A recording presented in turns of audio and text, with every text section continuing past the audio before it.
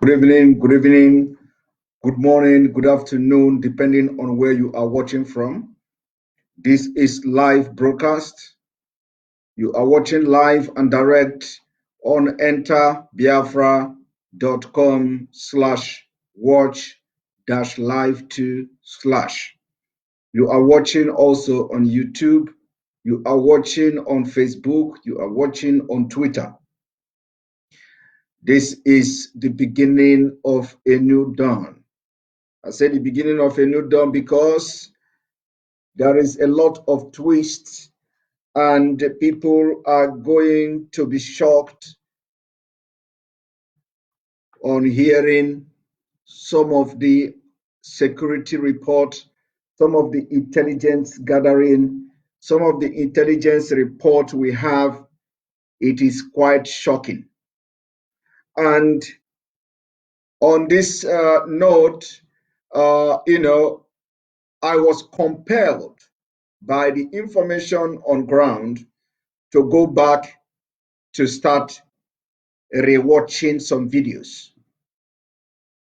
When this kind of thing, what the idea of this broadcast and all that is to make sure we put our people on alert. At least you need to know what is going on around you. You need to know what is going on in your country. You need to be on top of the game. You don't need to be listening to a media that are being sponsored to hide the truth and lie to the people. And that's why we have come to begin to correct this narrative that the Fulanis have sponsored medias in Nigeria to be telling lies and covering up a lot of things. So in the struggle for Biafra, we are all out. We are giving everything we have for the struggle of Biafra. And for that reason, we are going to be exposing the governor of Borno State. I told you all that it is going to be happening in a matter of days. As a matter of fact, my blood is pumping. My blood is pumping for this exposition, for this groundbreaking exposition of Governor Zulu. So, that having said, the exposition will start today. So I'm going to give you a background of what is to come. I'm going to give you a background of what is to come. I'm going to take you back the memory lane, and I will play a video, and I will make a comment on that video. The video, this particular video is not actually the exposition itself, but when this security report came, I had to go back to that video. I had to go back to that video to watch that video all over again. I watch it again and watch it again, and drawing some kind of understanding and conclusion from that video. And then we're gonna also back it up with what we are going to be displaying in a matter of days. So that is the part of Governor Zulum. So we're gonna start the exposition today. Now, the second thing we are going to discuss is still the people. Remember, this is the part 3 of Never Again Confucianist. Never again. I call them Never Again Confucianist because if they are actually sensible, this is not the right time for them to come and be saying never again. And this never again, we will continue to have the part 1, part 2, part 3 until we address the video. Remember, I have not even played other videos. I have only played Bishop Kuka video from that conference. So I have not even played. Of course, I'm not going to play all the people. I'm not going to list it. I'm not going to display. I'm only going to show few people. I'm only going to address the few people, few speakers on that conference. But for now, this is the part 3, and we have only listened to Bishop Kuka only few minutes because we need to crush whoever that is coming up with anything never again, trying to deceive Nigerians as if they are patriotic. These people are not patriotic. These people that parade themselves as never again, they are not patriotic. They are only politicians, selfish interests, self-centered politicians who are only trying to manage the crisis. It is called crisis management. They are only trying to manage. They don't know that Nigeria, the problem of Nigeria is too big for them.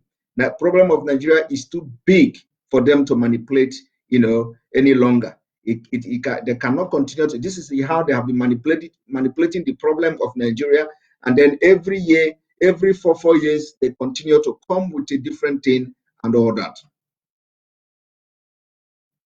Now, the issue here is this.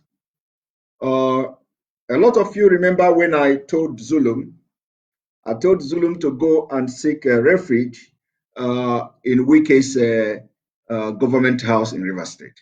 I said it because Zulum was acting a movie. Zulum was acting a movie in the Northeast, and when this news of a northern governor is the chief commander of Boko Haram came up, I try as much as possible to connect that kind of statement to Zulum, because I have always suspected Zulum. And at the same time, the suspicious was not that real. They deep down inside me, I was suspecting Zulum, and of course, anybody who knows something about security knows, how the people who can play the game know how to play it. So I have been suspecting this Zulum of a guy, and he continued to play it smart. At a point, I even advised him to. Go to Wike, to go to this Governor Wike of River State, and thinking that he's being haunted by this terrorist. But that is a story for another day. So I want to start today. The thing I'm going to do is going to be all connected. So I'm going to start by playing the video of the Eastern governors visiting Wike of River State over the killing of Igbos in Obibo. So why am I going to play the video of Southeast governors visiting Wike again? I'm going to play it because for those who say that Igbos are not united, I am going to disappoint a lot of people today, because no matter how divided we are, there is no nation you don't see division. But no matter how divided we are as Igbo race, we have proven the entire world wrong. Do you know why? Because as I'm talking to you today, every Igbo group, every Igbo group is against the election of Obiozor. Are you aware of that? Every genuine and meaningful Igbo group is against the election of Obiozor. Now, how does this signifies a unionism? Now, the people that are not even in line with Mazi Simon also are against Obiozor's election. Mazi Simon and the IPOB against Obiozor's election. All this group that despises IPOB also are against Obiozor's election. And so when it comes to something, we always have a unity of purpose. And that is why Biafra is going to be unique. That is why Biafra is going to be very unique. And people don't know this. When it comes to something, when it comes to something that affects the Igbos in general, we always display union. We always display that unity. We always display that unity. That unity is there. Even if you hate the other person, there is always the unity in disagreeing on something.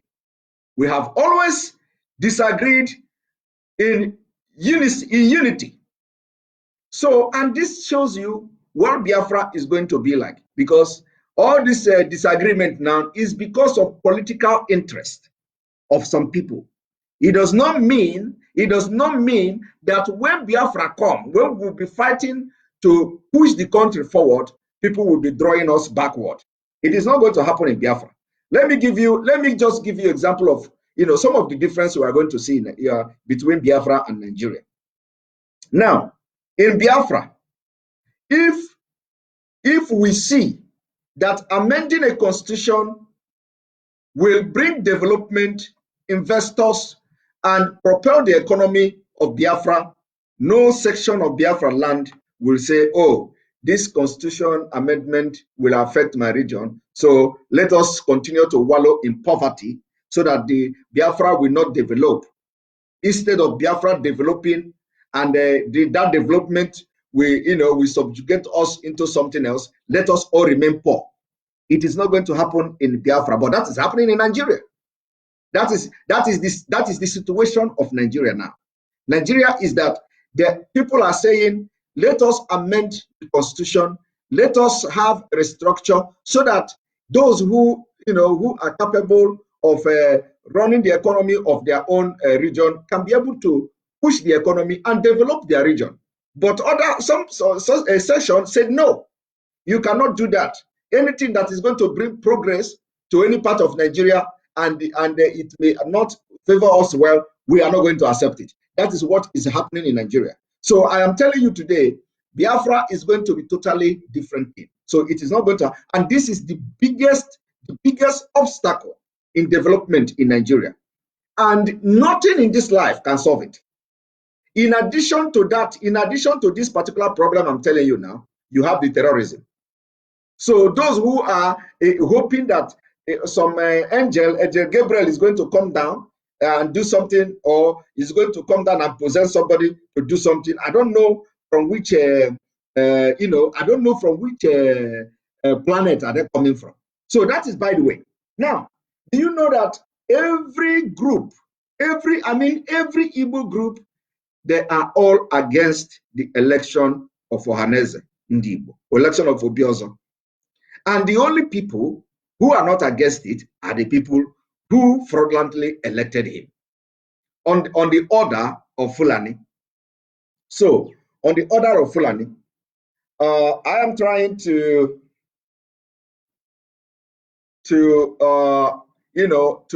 bring up a video. The video I'm gonna start with. So one moment. One moment. So like I'm saying, the only people who are not against the election of Obiozo are those who participated in the fraud, those who orchestrated the fraud and elected him. These are the only people who are not against him. However, I want to tell you one thing.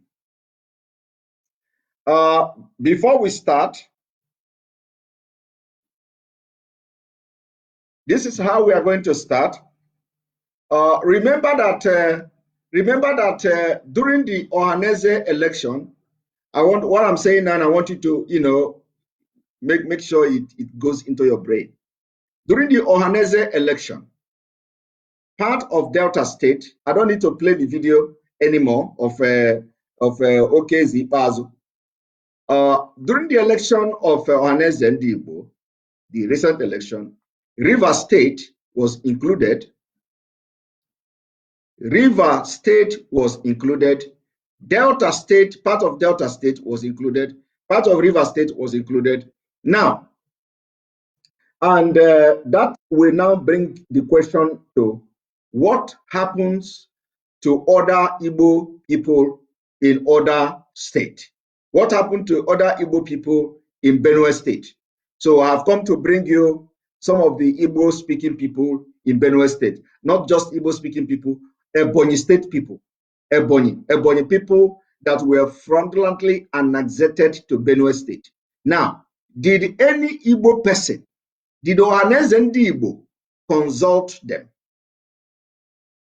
Did Ohaneze Ndi Igbo consult them to know, consult them or ask them to come and join the Ohaneze, since they have already started the unification? Why? The question now is that these are the people who are going about telling you, we want peace, we want peace. My question now, I'm posing this question to every Igbo person, especially those who call themselves Ohaneze Ndi Igbo.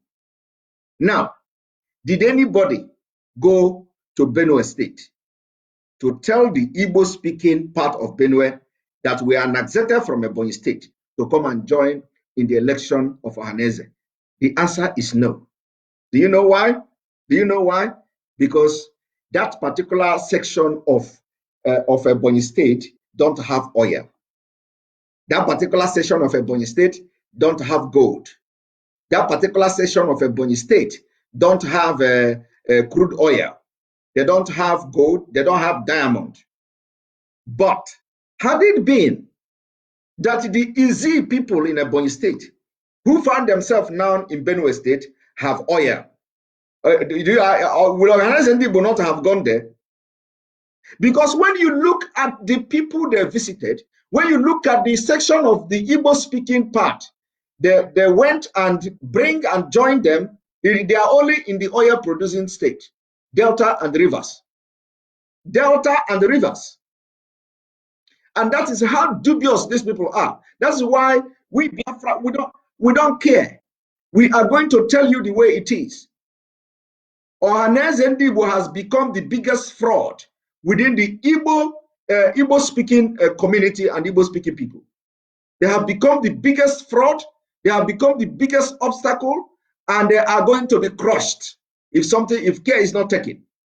How can Ohaneze conduct election and then you include people, Igbo-speaking people in Delta State? You include Igbo-speaking people in River State, and then you abandon Igbo-speaking people in Benue because they don't have oil. You abandon Igbo-speaking people in other state, in Kogi State, because they don't have oil. What kind of nonsense is that? Is that the kind of leaders that you are saying they are going to fight the interests of Ndi Igbo? These are criminals. Criminals who have actually looted Nigeria dry. This Obiozo has been ambassador in Nigeria. He has shared the national cake. He has looted Nigerian fort. Nigeria has actually, paid him so well. So why would you go and bring in Delta and bring in Rivers and you forget others? It is an impunity which must be corrected. It is the biggest impunity that must be corrected. It must be corrected, and the correction should start now. So if you are watching me and you are staying close to anybody that has anything to do with Ohaneze Ndi Igbo, it is time you forward this video. That correction must start now, and all the people who are against the election of Obiozo must also be against the fact that they sideline other Igbo-speaking people because they don't have oil. Because there is no oil. All these rivers, all this Delta, the Ohaneze Ndi Igbo is trying to play a very dubious game which must be condemned. Our Biafra is not based on oil interest. Our Biafra is not based on natural resources interest. Our Biafra is based on freedom, and we are going to have a brain economy. We are not going to have oil-based economy. We are going to have brain-based economy. And when you listen to Dubai, Dubai with all their oil, they don't rely on oil. Oil is not their source of revenue. Dubai, the United Arab Emirates, they don't rely on oil, but they have oil. So Biafra is going to do something differently. And Ohaneze must not lay this dangerous foundation. Instead of unifying the people of Biafra, Ohaneze is the one who are, dividing. Ohaneze is the one dividing instead of unifying us. So I am posing this question to everyone. If you want to unify and bring unity and peace, you must carry every Igbo-speaking person anywhere in Nigeria along. You must carry every. Let it start now. You can't start half. You can't be eating half bread when there is big loaf of bread. So since you have started bringing Delta, part of Delta into Ohaneze Ndigbo, since you have started bringing part of River State into Ohaneze Ndigbo, it is time you go to Benue. It is time you go to Kogi. It is time you go to Akwa Ibom. It is time you go to Bayelsa. It is time you go to every place there are Igbo-speaking people. And this is the time to start that. Having said that, I am starting this program now. And I believe what I have said now will make a lot of sense.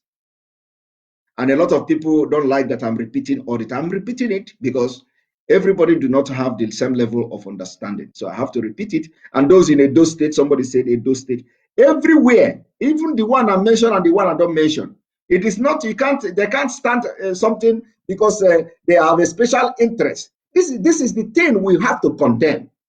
And we are telling them that the younger generation of Ndigbo, which I am very proud to be part of, can never allow any impunity. They think that Biafra is going to be this kind of thing that they are doing in Nigeria. We are going to cage them with laws that will be respected by every Biafra. The law will be so powerful. And any state, any country that doesn't respect their law, example is Nigeria. You become like Nigeria, a failed nation. When you do not respect the law of your land, when your country don't have constitution, you become a failed nation like Nigeria. And that will never happen in Biafra. So I am taking you back the memory lane. And now it is time to play the video of the Southeast governors visiting Wike, Governor Wike.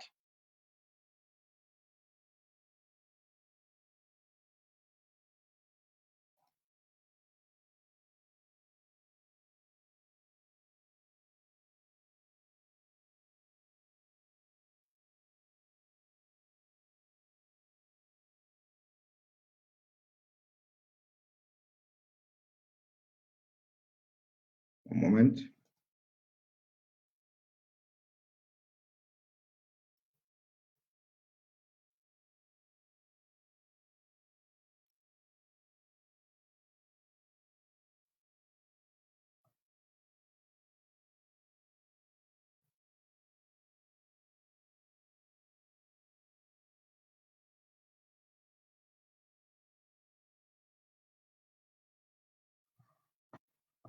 Before I go further, I want you to pay attention to what I'm about to say. This, the statement that is going to come from Wike. I want you to know something from that statement. Wike asked, why should I kill Ndigbo in Obibo and leave Ndigbo in Port Harcourt? And I've never addressed this particular statement or this particular word from Governor Wike, but I will address it this evening. So before you watch the video, know and pay attention that Wike said, why should he kill Ndigbo in Obibo and leave Ndigbo in Port Harcourt? I'm going to tell you why he killed the Igbos in Obibo and leave the Igbos in Port Harcourt, because that was the question he asked. So watch it.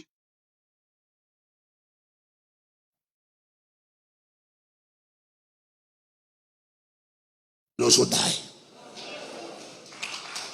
he who kills will also die. If you go and kill soldiers, this my friend, I told his brother was from Jews too. Let him tell you, don't go and kill a soldier. Not only kill him, you go and burn a soldier. They don't need me. They don't even tell me. They will go to retaliate. And that is why we must be very careful in what we are doing. And in that retaliation, even though some people will go and die.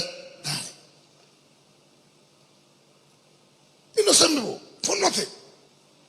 I will go and kill Igbo people in Igbo. But I will not kill Igbo people in Port Harcourt. Does it make sense? Does it make sense? The chairman of my... Now, it makes a lot of sense. And this is where people are getting it wrong. You see, killing the Igbos in Obigbo and leaving the Igbos in Port Harcourt make a lot of sense. And I'm going to tell you the sense it makes. Do you know that Obigbo has one of the highest oil well in the entire River State? There are about 200 and something, if I'm not mistaken. Please, I want a comment. I want comment in the comment section. I want people to tell me how many oil well do you have in Obigbo? How many oil well do you have in Obigbo?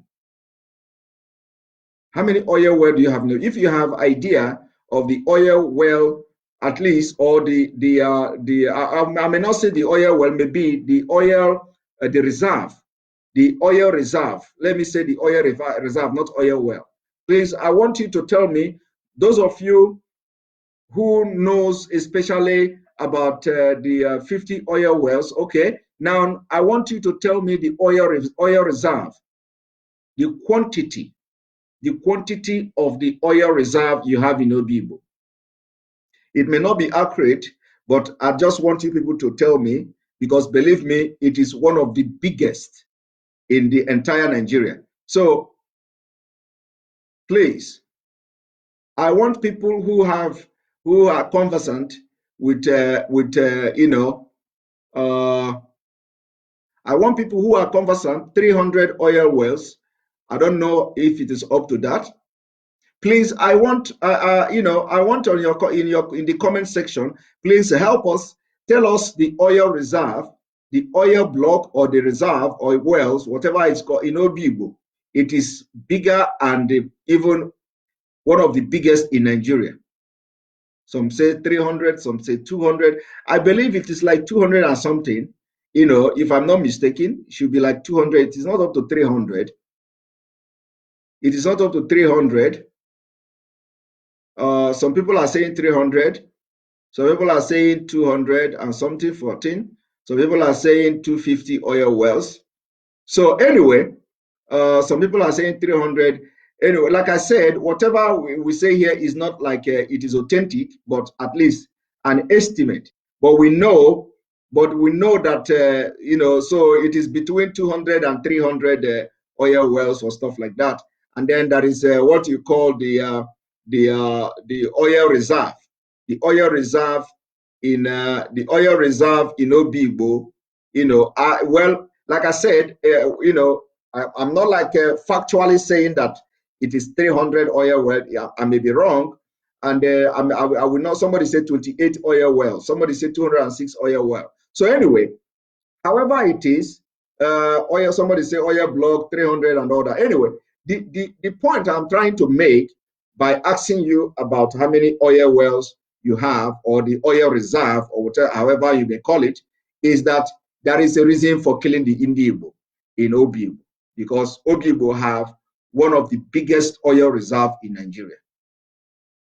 I hope it makes sense now. It makes sense, right? So, and the reason is not this is the reason for killing the Igbos. The idea of a White and the Fulani was to get rid of every Igbo person, Igbo blood in Obigbo, because first of all, you know the fraud they played in 1960 something when they changed the Obigbo to Oyibo. You know, they were struggling so hard to just remove everything Igbo in that Obigbo. So you know, so the killing is just a physical manifestation of what has been going on since 60s. Physical manifestation.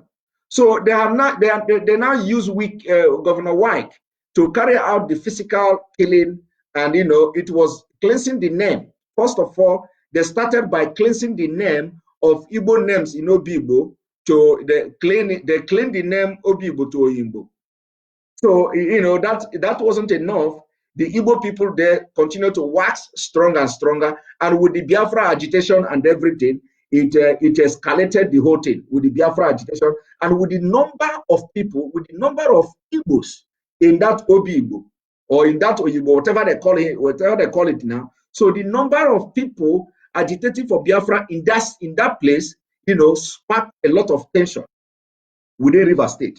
So Wike to Owike has to do something. So the reason for killing Ndibo in Obibo is very clear. The reason is because Obibo has been a target from the time immemorial. So Wike cannot say that it doesn't make sense killing the Igbos in Obibo and leaving the one in Port Harcourt. You see it? So because Port Harcourt is totally different, different, geography and different thing or entirely. It is not like the Obibo with this kind of ethnic history and all that. And of course, Port Harcourt also have its own history, but in Obibo, it is a little bit different than Port Harcourt.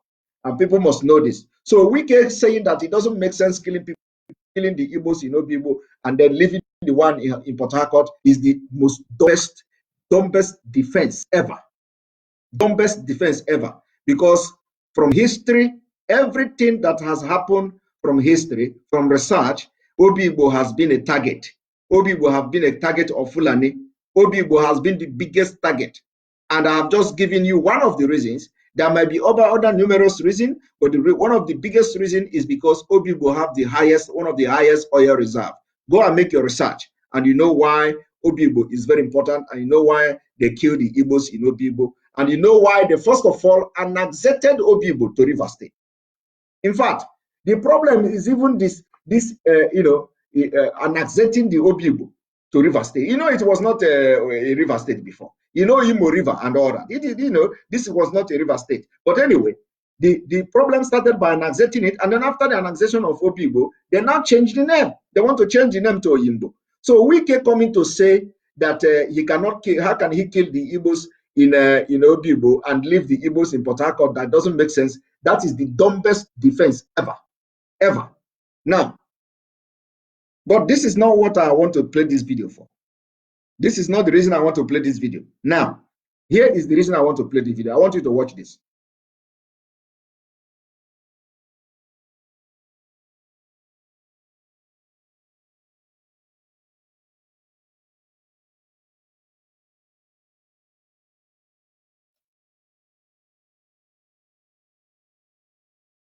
Together with Igbo. So don't nobody come and tell you any story. I thank all of you. I thank all of you for coming. Stay calm. We'll work together. We have your submissions here. By the way, you did not send any SOS message or messages to us. And one thing I want to also let you understand before this Mohammed Omahe speech is that remember that this time around now, even the WIC doesn't know he is about to jump, or he was about to jump the fence to APC. This time he was being a very perfect chameleon. Omahe was being a very perfect chameleon and a very dangerous animal. So he was there, but only him and the spirit he worships knows that he was not with the PDPs and all that. But there, he was just there. He went there. He pretended that he is a PDP. He pretended to be a good governor. He pretended that everything is fine. With this Governor Waiko, none of them has knowledge of what he wanted to do.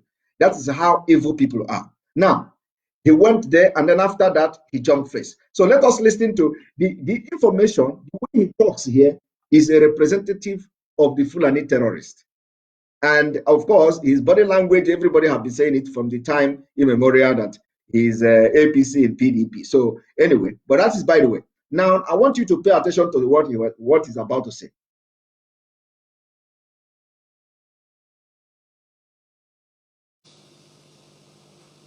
We read social media, and that's why we came. It has to be on record. And we came as your brothers. We came as your leaders. We came as your mothers. And this is very important. Will we also go to Lagos? Will we go to Kano? And we also go to FCT. We can. They are clapping for going to Kano, going to Rivers, going to Lagos and FCT, and people are clapping. Can you imagine how stupid people are in Nigeria? These people are, why don't they have shame? Somebody is saying they are going to Lagos, they have come here, they are going to go to Kano, they are going to go to Abuja, and then it has made a lot of sense, and everybody is clapping. We can claim here as your leaders back home that all we read in the social medias from your own account are all lies. Can you imagine? From his own account, from his own account are all lies. Is that how an elder should behave? You go to a place to do fact finding, and then somebody, the person that was alleged to kill people, read something, his own part of the story, and then he went further to even stand up there to say, from your own account, they are all lies. What about the account of other people? What about the account of the people in Obibo? Did you hear the account of them? As they were having this meeting, the Igwe of Obibo was not even there. So Umahi, because already he has made up his mind to go there to represent Fulanis, the killers. So he's already made, he's serving them. So he go there and he said, from your own account, they are all lies. He did not hear the account of the people in Obibo. He did not go to Obibo to ask the people their own account. He stood there and say, Wike, from all the things you read, from your own account, they are all lies. Now let us listen.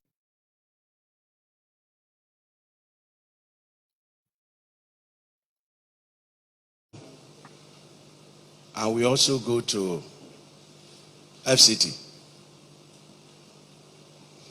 We can claim here as your leaders back home that all we read in the social medias from your own account are all lies. Because we did not come to verify your claims. You did not report. I have lived in Rivers State for a very long time. My 6 children out of 7 were all born here in Rivers. Did you hear that? He did not come to verify his claims. You see, he did not come to verify his claims because he did not invite them. Have you seen the impunity? And these are the people you want us to have peace with.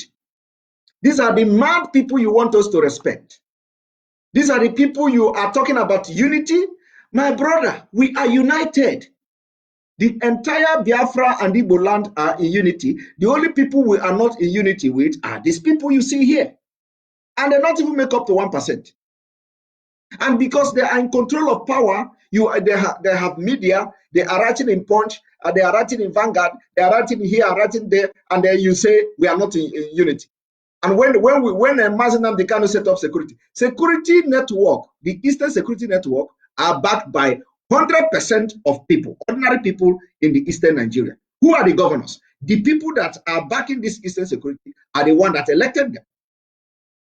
So when you come and start making this, Igbo people are not in unity, Igbo people are not, it is only these people we are not in unity with, and we can never unite with them. How can somebody go to where his people are being alleged to have been killed? And then you say, we have come here because we did not come here to verify whether you killed our people, because you didn't invite us.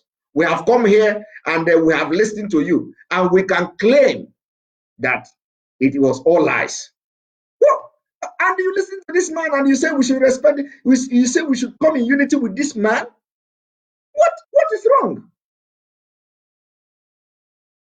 This is unbelievable. This is unbelievable. Somebody, they alleged to be killing the people of Ndi Igbo, and then the Igbo leaders, which in their word, this one we sing here, they went there. They said they did not come to verify whether the people are actually killed or not. You heard him. But because of what the white have said, they are going to now claim that the alleged killing of Igbo people are lies. And somebody will be somewhere in London, in America, say, you are not respecting the governors. You must bring governors. You must do this. Is this the kind of people you want us to bring on the table? I hope some of you will watch this video, because you know this video has come and gone. But something made me to bring up this video again. And it is because of the people never again. So how can we now, respect Umahi? How can we now want Umahi to sit in the same table with us? To talk what? A man who cannot ordinarily feel even remorse for the killing of people, killing of Igbo people. He said he did not come to verify the killing, that he only come because that he did not invite them. Now I want you to listen to that again, because a lot of people did not pay attention to this video. Now watch.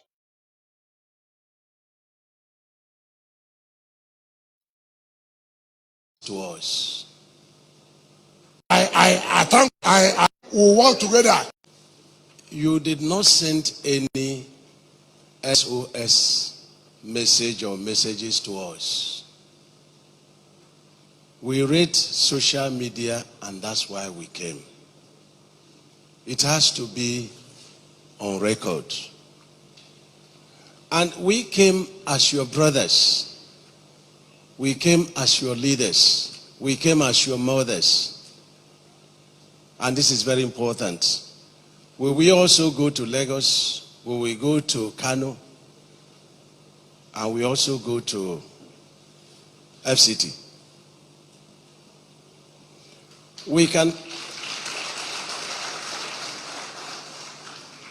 claim here as your leaders back home that all we read in the social medias from your own account are all lies.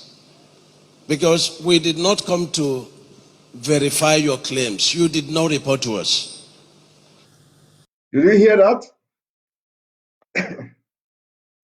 Let it be on record.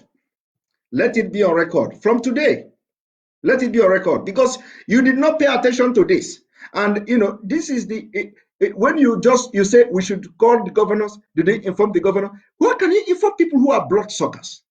Now, this is not even the reason I'm playing this video. This is not the reason I'm playing this video. I want you to see the reason I'm playing the video. Now, watch. I have lived in Rivers State for a very long time. My 6 children out of 7 were all born here in Rivers State. We have never had any form of discrimination here. We've never had. And we must call, a spade a spade. It is very important. We have 11.5 million Igbos living in the north. We have 3 million Igbos that are of voting age in Lagos State. Not to talk about other parts of this country. And somebody wants to... I want you to understand where he is going. Do you know what? The only thing this man is interested in is the vote of Ndi Igbo. Did you hear what he said? He said they have over 3 million people in Lagos of voting age. Did you hear that?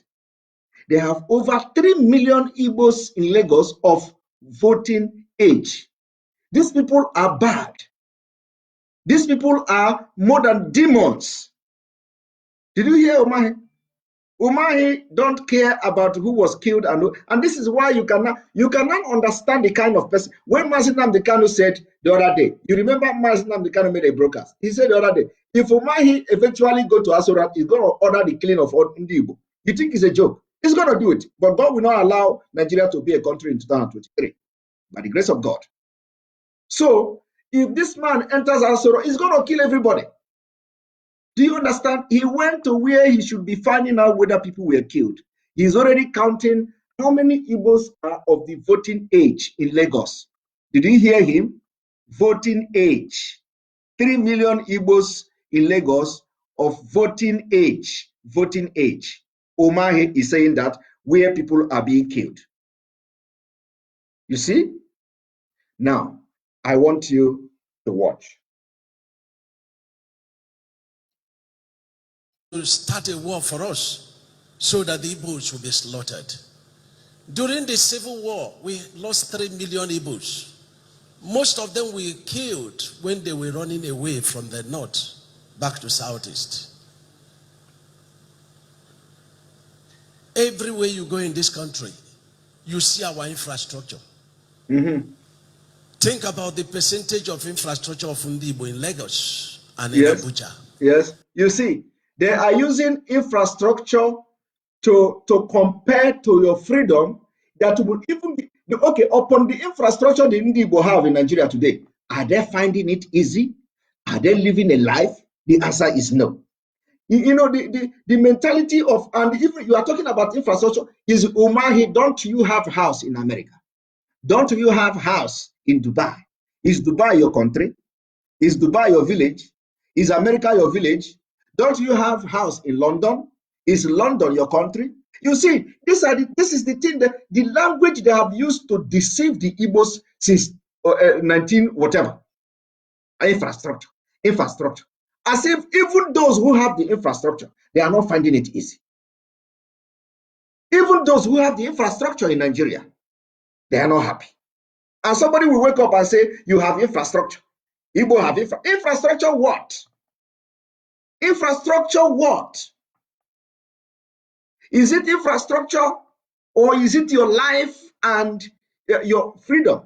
Which infrastructure? Infrastructure that will be secured. Infrastructure that will be secured under international treaty, international laws. Why would somebody in 2021, even in the 60s, people get their, even in the 60s during the war, people still get their property back? And if Biafra had actually been actualized in that 60, you think that what transpired will happen? Because everybody would still get their properties back.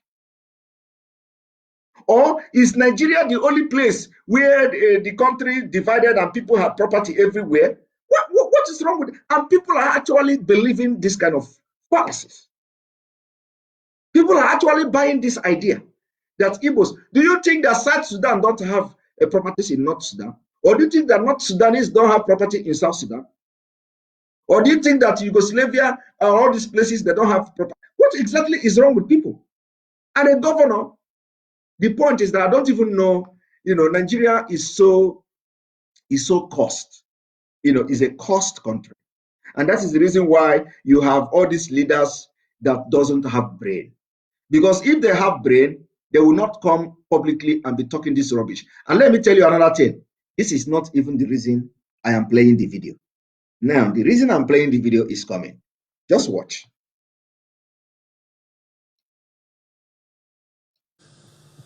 Who brings war upon himself? Let me tell you something. We, Ndibo, we do not support criminalities. Do not buy into any criminal that is from our side. We feel so free with our host communities. I find it very funny. You see, he said, do not support criminalities. Do not support Ndibo do not support criminality. But he is the chief occultic man in Ebonyi State. He is the one sponsoring cultism in Ebonyi State. He even bought knife. You know what in Igbo call obejiri?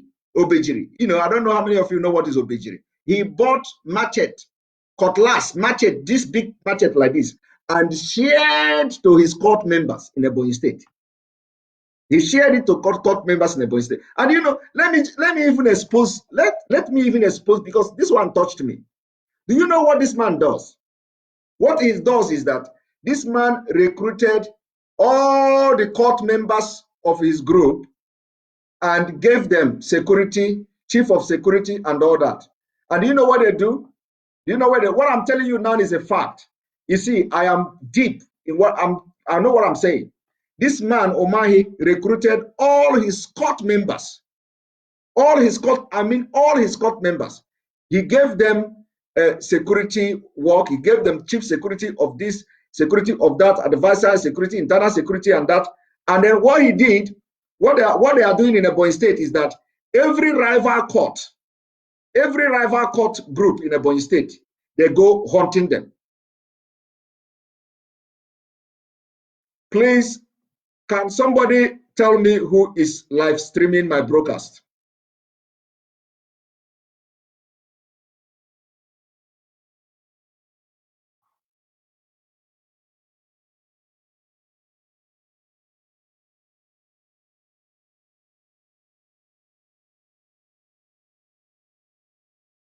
Can somebody tell me who is the person that is live streaming my broadcast?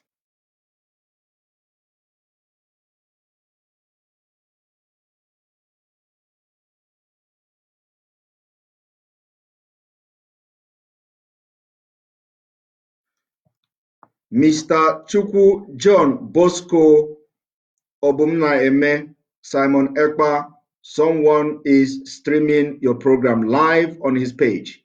Can you tell me what is the name of this page? And I will not only bring it down, I am going to file a lawsuit against that person because I know they have numbers and they are registered on Facebook and they have contact. So can you tell me, I have warned several times, nobody should stream live my program on his page. You can share my video. You can make a live. You can go live and play my video and make voice over. You cannot live stream my video. And again, they are doing it when I'm live.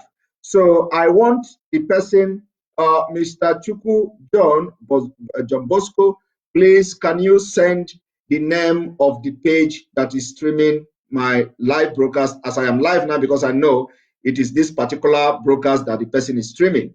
They are only trying to scam people. The name is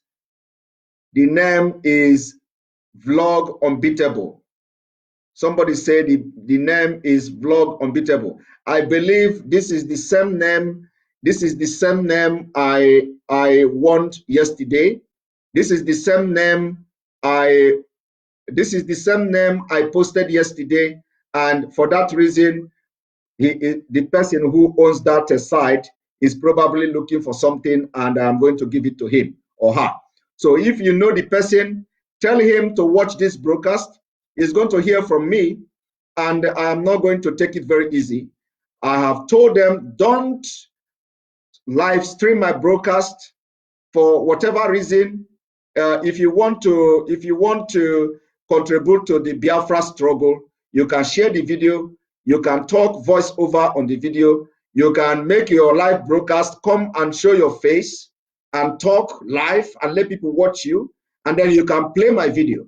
Don't live stream my video. And this person has been doing it, especially when I'm live, and they call the person Unbeatable Babe TV Vlog. So I am giving her, I'm not even warning her again. I think from tomorrow, he's going to hear from me. And I believe the person lives in London. The person lives in the United Kingdom. And you have address, you have contact. You know the implication of what you are doing. I have given you public warning, and the public warning is on my page. I have never approved you to stream my video or stream the live broadcast. This is a personal decision I have made. You don't live stream my broadcast. You can come live, show your face, let people watch you, and then you can play my video and make your comment on the video, and you can show the video to people. Don't stream my video. And so after this broadcast, I will go to work, and the person will have some things to do. I think he has actually wakened the spirit. This is not about Biafra, because if the person is a real Biafra and fighting for Biafra, I don't know what whoever the person is. If the person is a real Biafran and fighting for Biafra, he or she should have known that, you know, my opinion should be respected, and my opinion should be respected. When I make opinion on my own copyright videos, it should be respected. You can't stream my video without me telling you. You can host a watch party. It's different thing.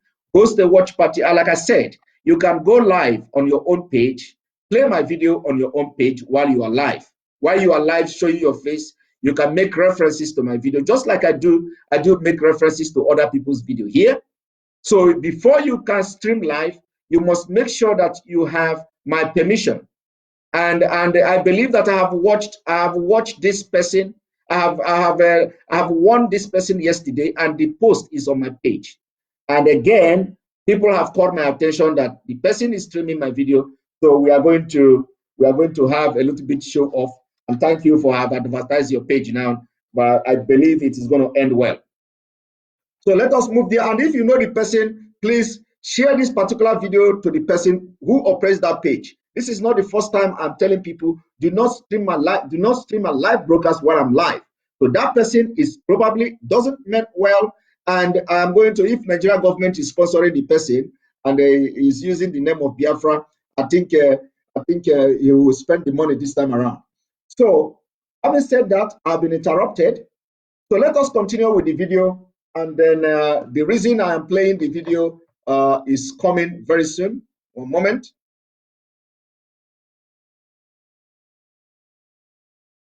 Where somebody is going to be claiming that part of Benue State must descend into his territory. Part of Rivers State must descend into his territory. What sort of madness is that? Even okay, now this is the governor. This is somebody who called himself a governor. Now this is the this particular what he said now is the reason. I have come to play this video. You know what he said now. He said that why should somebody be saying that part of Benue will descend under his territory? Why would somebody be saying part of Rivers will descend under his territory? And then he ended up and said, what kind of madness is that? And this is a governor. So now, from the just concluded fraudulent election of Ohanaeze Ndigbo, you all see, and I have said it before actually, that they have now included part of Delta into Ohanaeze. So I hope Umahi actually, because Umahi probably support the Obiozo because of the Fulani order and all that.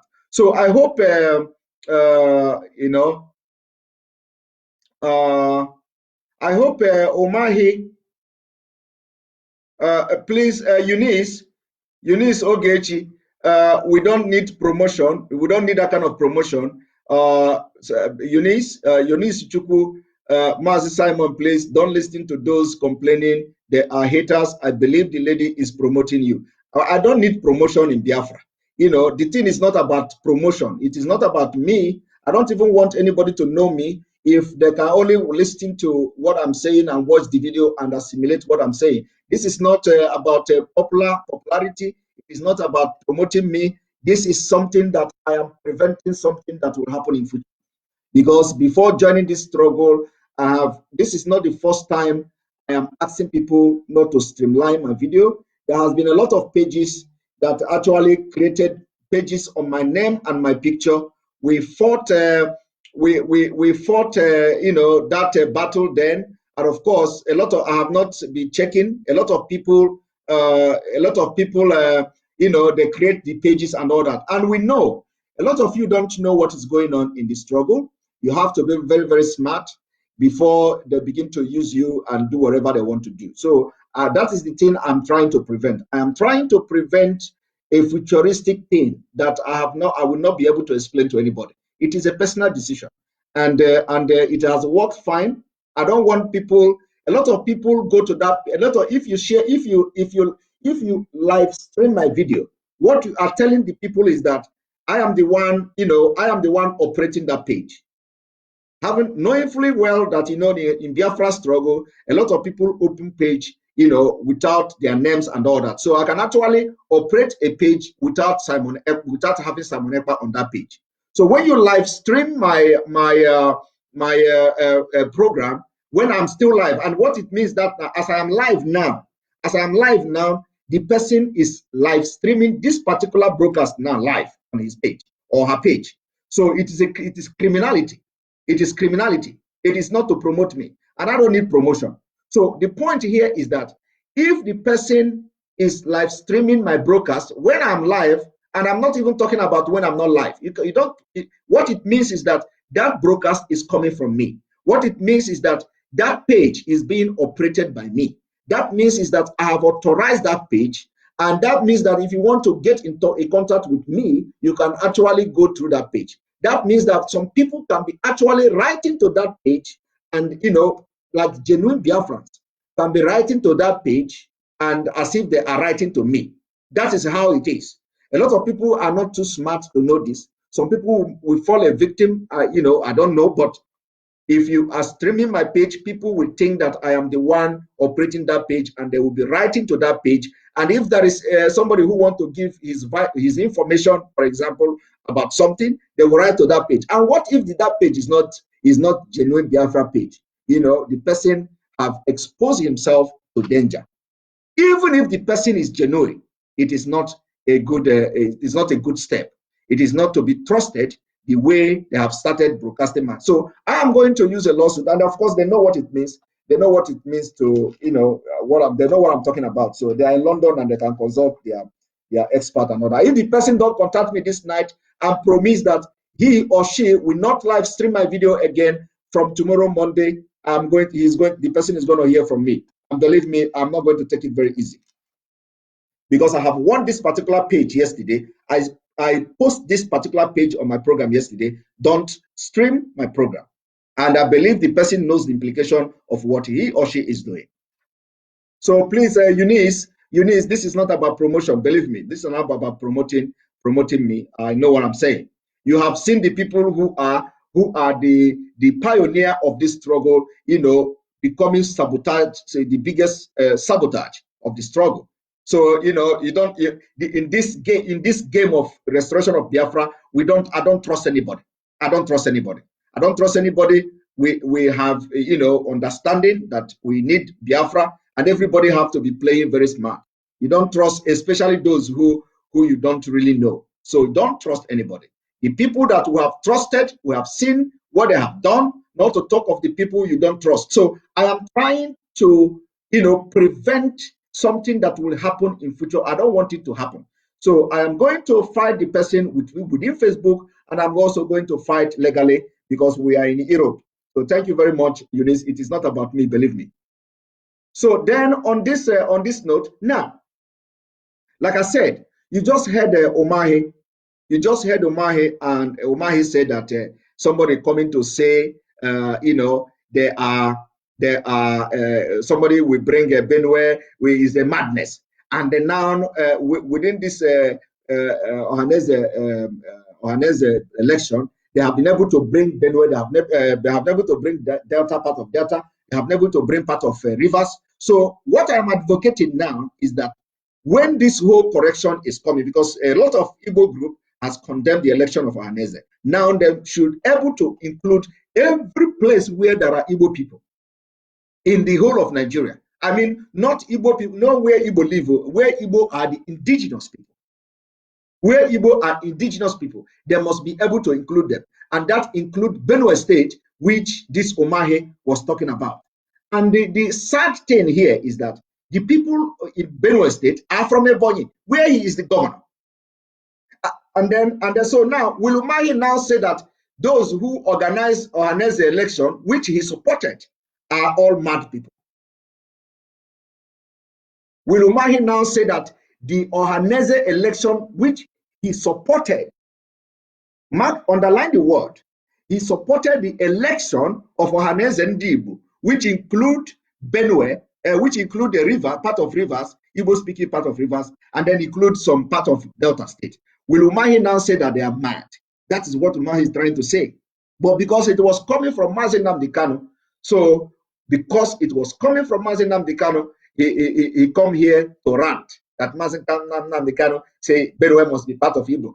This one must be part of Igbo. This one must be part of Igbo. And that is madness. So Umahi now will call Ohaneze Ndi Igbo madness for including Rivers State and including Delta State in the election. That is not enough. Now, since they have already started it, it is time to go round all the states where you have Igbo speaking as the indigenous people. Does that make sense? Now let us listen to him again.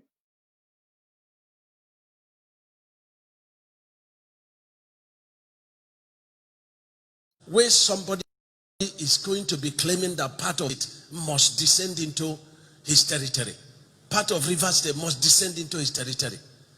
What sort of madness is that? Even if there is referendum, people must freely say where they want to belong to.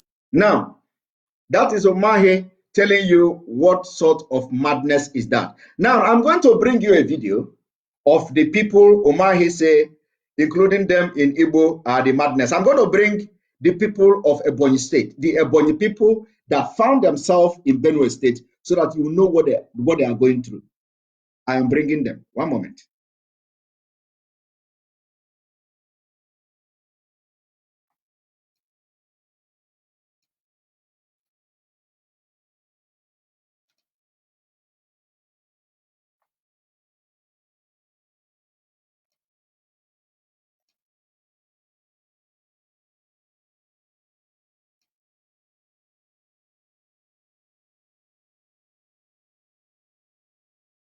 One moment.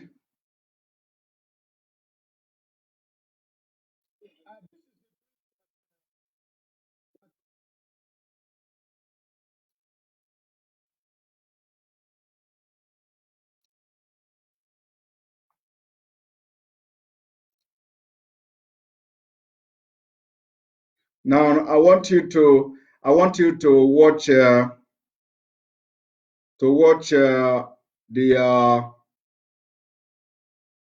I want you to watch the people of Ebonyi, Ebonyi people that were annexed to Benue State. I want you to watch the Ebonyi people that were annexed to Benue State, and I am calling on the people of those people who, you know, the Ohaneze election. That is if they have to rearrange and reorganize their election to bring in somebody that will have the interest of Ndibo. Then I am suggesting that they have to reach out to every state that has Igbos as indigenous people in their state. Now, I want you to watch.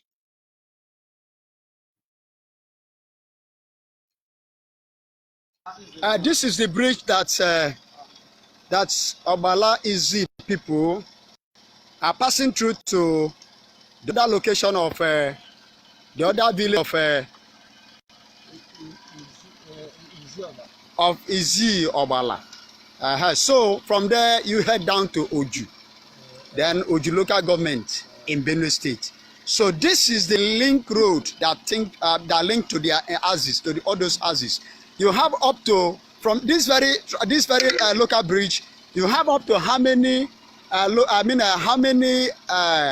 these communities in this community? How many communities you have in this village, in this Obala Izzi? We have about 12. Up to 12 for, across this very bridge. Okay, thank you so much. You are telling us now that is the only bridge that you pass through to your destination, to the market, to the local government. To okay, there is another one in the front, and it's very close. So, and you people, when this river grow big, increase, you will find it difficult to cross to the other area. Exactly. Okay, thank you so much. You are telling us now that people are passing through hell with all these conditions people are facing. Exactly. So God bless you. And what we want to let people know now is that these people of this house, our sisters, our prominent sons and daughters. Look at the people of Obala Izzi that is carved in Benue State, carved to Benue State, which is supposed to be in Ebonyi State. But since they have been cut to this state, look at the environment they are in because of what? Abandon. They have abandoned them. They abandoned them. Nobody know about them. No one know that they are in existence. Look at the environment. Look at everywhere. Look at everywhere here. Full of bush. Nothing is considered in this as. So what we are trying to let the government know, I mean, Biafra land and the prominent men and women of Biafra land is that this is your beloved brother that are in need of your assistance. Support these people. In every aspect, support them. They need good road. They need bridge to be constructed in this place. They need borehole to be sink in this very within these areas. Up to 48 villages in this very area. They need boreholes in all those places because they trek from far place up to 10 kilometers to this place to fetch water. So it's not good. They are passing through hell. So what we are trying to let know is that the person you are seeing here now is the person that is leading us to all these areas, telling us the history of the place and telling us how much they have suffered. And they are calling for your help, asking for your assistance. This is the chief of this community. I think I'm correct, sir. Igwe of the community. God bless you, sir. Can I know you, my brother? I'm Emmanuel. You are Emmanuel. Yes, are you a son to the chief? Yeah. Okay, God bless you. Thank you so much. So, Mazi Hamadike, these are the people that matter in this community. So they are the people that whenever we want to come for anything of this nature, we meet them. And they give us the guidelines. So that is why we meet them today. And feeding you back of the information that now that this is what is happening here. So thank you so much, sir. And to those who are talking about consultation, I believe you just heard what that person on that video is saying. That person is saying, Ohamadike, that is Mazi Nnamdi Kanu. You know, grassroots. Mazi Nnamdi Kanu is reaching out to even the people in the hole, the people under the ground. That is what leadership is all about. And when you begin to see the crowd, where is the crowd? You see it. The government these people were annexed to Benue State and they were forgotten. And do you know the reason? So that by the time Fulani will remember that side, Fulani will deal with them mercilessly and nobody cares. They will cry to the Benue, nobody will listen to them. They will cry to a Bonyi place, is it a Umahi? Nobody will listen to them. And so that by the time the Fulani conquest will start in that area, they will just sweep them one night and take over the land. And somebody, Omahi, was standing in River State to say it is madness that somebody will say part of Benue is part of Biafra. I am telling Omahi now, are these people not the Benue people that are supposed to be part of Biafra? Are they not your own Ebonyi people now in Benue State? But do you know why? They don't have any. Have you seen a bridge? Car cannot even go there. So ordinarily, they have just reduced them that nobody will buy car from this community. That is what the Fulani have done. Nobody will buy car from this community. The highest thing they can buy in this life is motorcycle. Nobody will buy car because is it under this bridge is it on this bridge that the car will pass? Nobody will buy car in this community, and this is what the government of Fulani has done for decades. Why would you include people who do not speak the same language, who don't know anything about Benue State? You include them to Benue, and the Omahi, who is a leader, you want that will come and sit with him and discuss. Will go is somebody who should be fighting for the interest of every Igbo person. He is championing Ohaneze. He is the one talking about Ohaneze election. He wants Ohaneze election. When the Ohaneze, thank you very much, Wilfred Vincent, for that super chat. When Ohaneze is the one to actually, if there is still anything like Ohaneze, is actually the thing to fight for the interest of Igbo. Like they have now realized from Mazi Nnamdi Kanu and what we are doing. They have suddenly realized they can include because I was even in a meeting. I was in a meeting where this where somebody advocated, and that man spoke so eloquently, very well. He was so brainy, from River State. I was in that meeting. The man pleaded that anything henceforth that the Igbos in River should be included, because they are feeling neglected. And that was the reason why the Ohanes and Igbo now include them include the Delta, and they forgot other people. Is that right?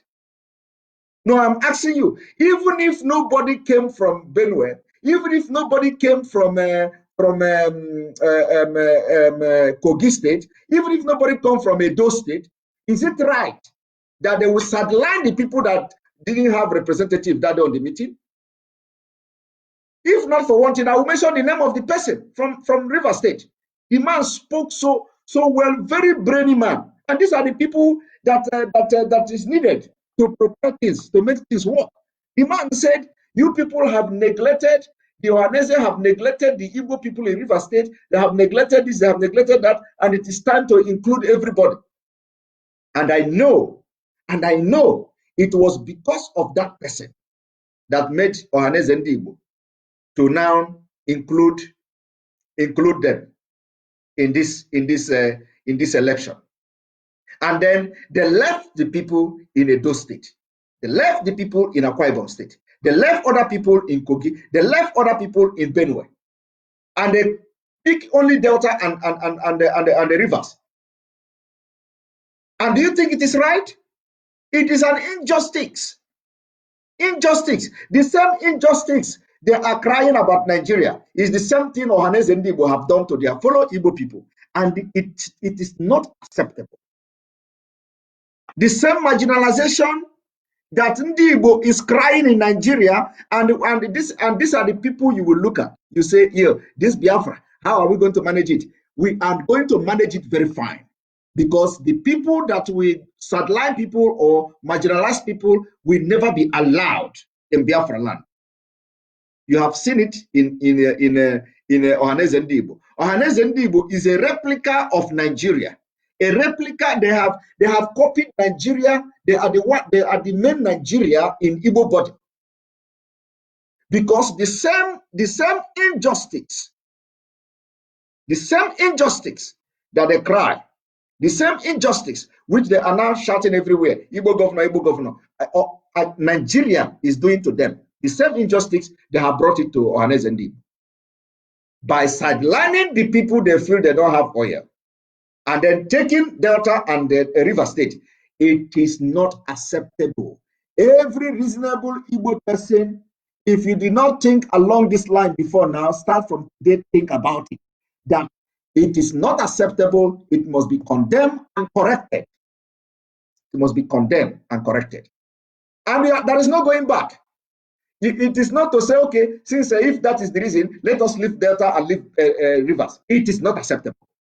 You have actually done the right thing, which is to bring all the Igbo indigenous people together under the one umbrella of Ohanes and Igbo, irrespective of the state they found themselves. It is a process. So it is not the time you will say, okay, it was a mistake. It was not a mistake. You did the right thing. So, but what we are saying now is that the people, I am just showing you the video now, must be brought to Ohanese. The people in Kogi must be brought to Ohanese. The people in Edo, everybody, all these places where if you don't know, call us, let us tell you where you have Igbo indigenous people in Nigeria. If you don't know, which is supposed to be a shame, by the way, because you cannot be, spearheading the affair of Ndi Igbo, and you don't know where you don't know the places we have the Igbos, So please, these brokers, I want you to cut this particular session. Let it go very far. We want them to include all Igbo speaking part. Anywhere they find themselves in Nigeria, include them. And like I said, not where they live, but where they are indigenous people. So now let us continue with the video. And I said, remember that this is Umahi's claim that I don't need to play that Umahi video again, but this is the Umahi claim that it is madness for somebody to say and you know that these people were not consulted. The biggest and the most painful thing was that the people was not consulted before they found themselves, sleep one night, wake up one morning, and they found themselves in Benue State. They were not consulted. So they were nothing like a referendum. They were nothing like the consultation that we want to put you. It was military dictatorship.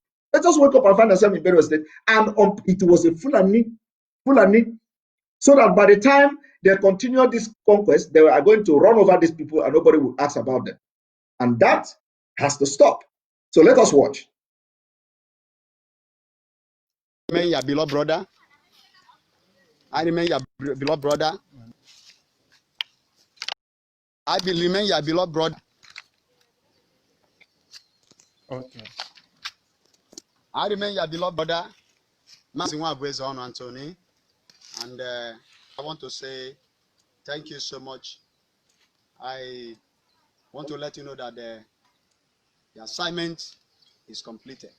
So this is the community, this is the village, this is the Igwe of the community that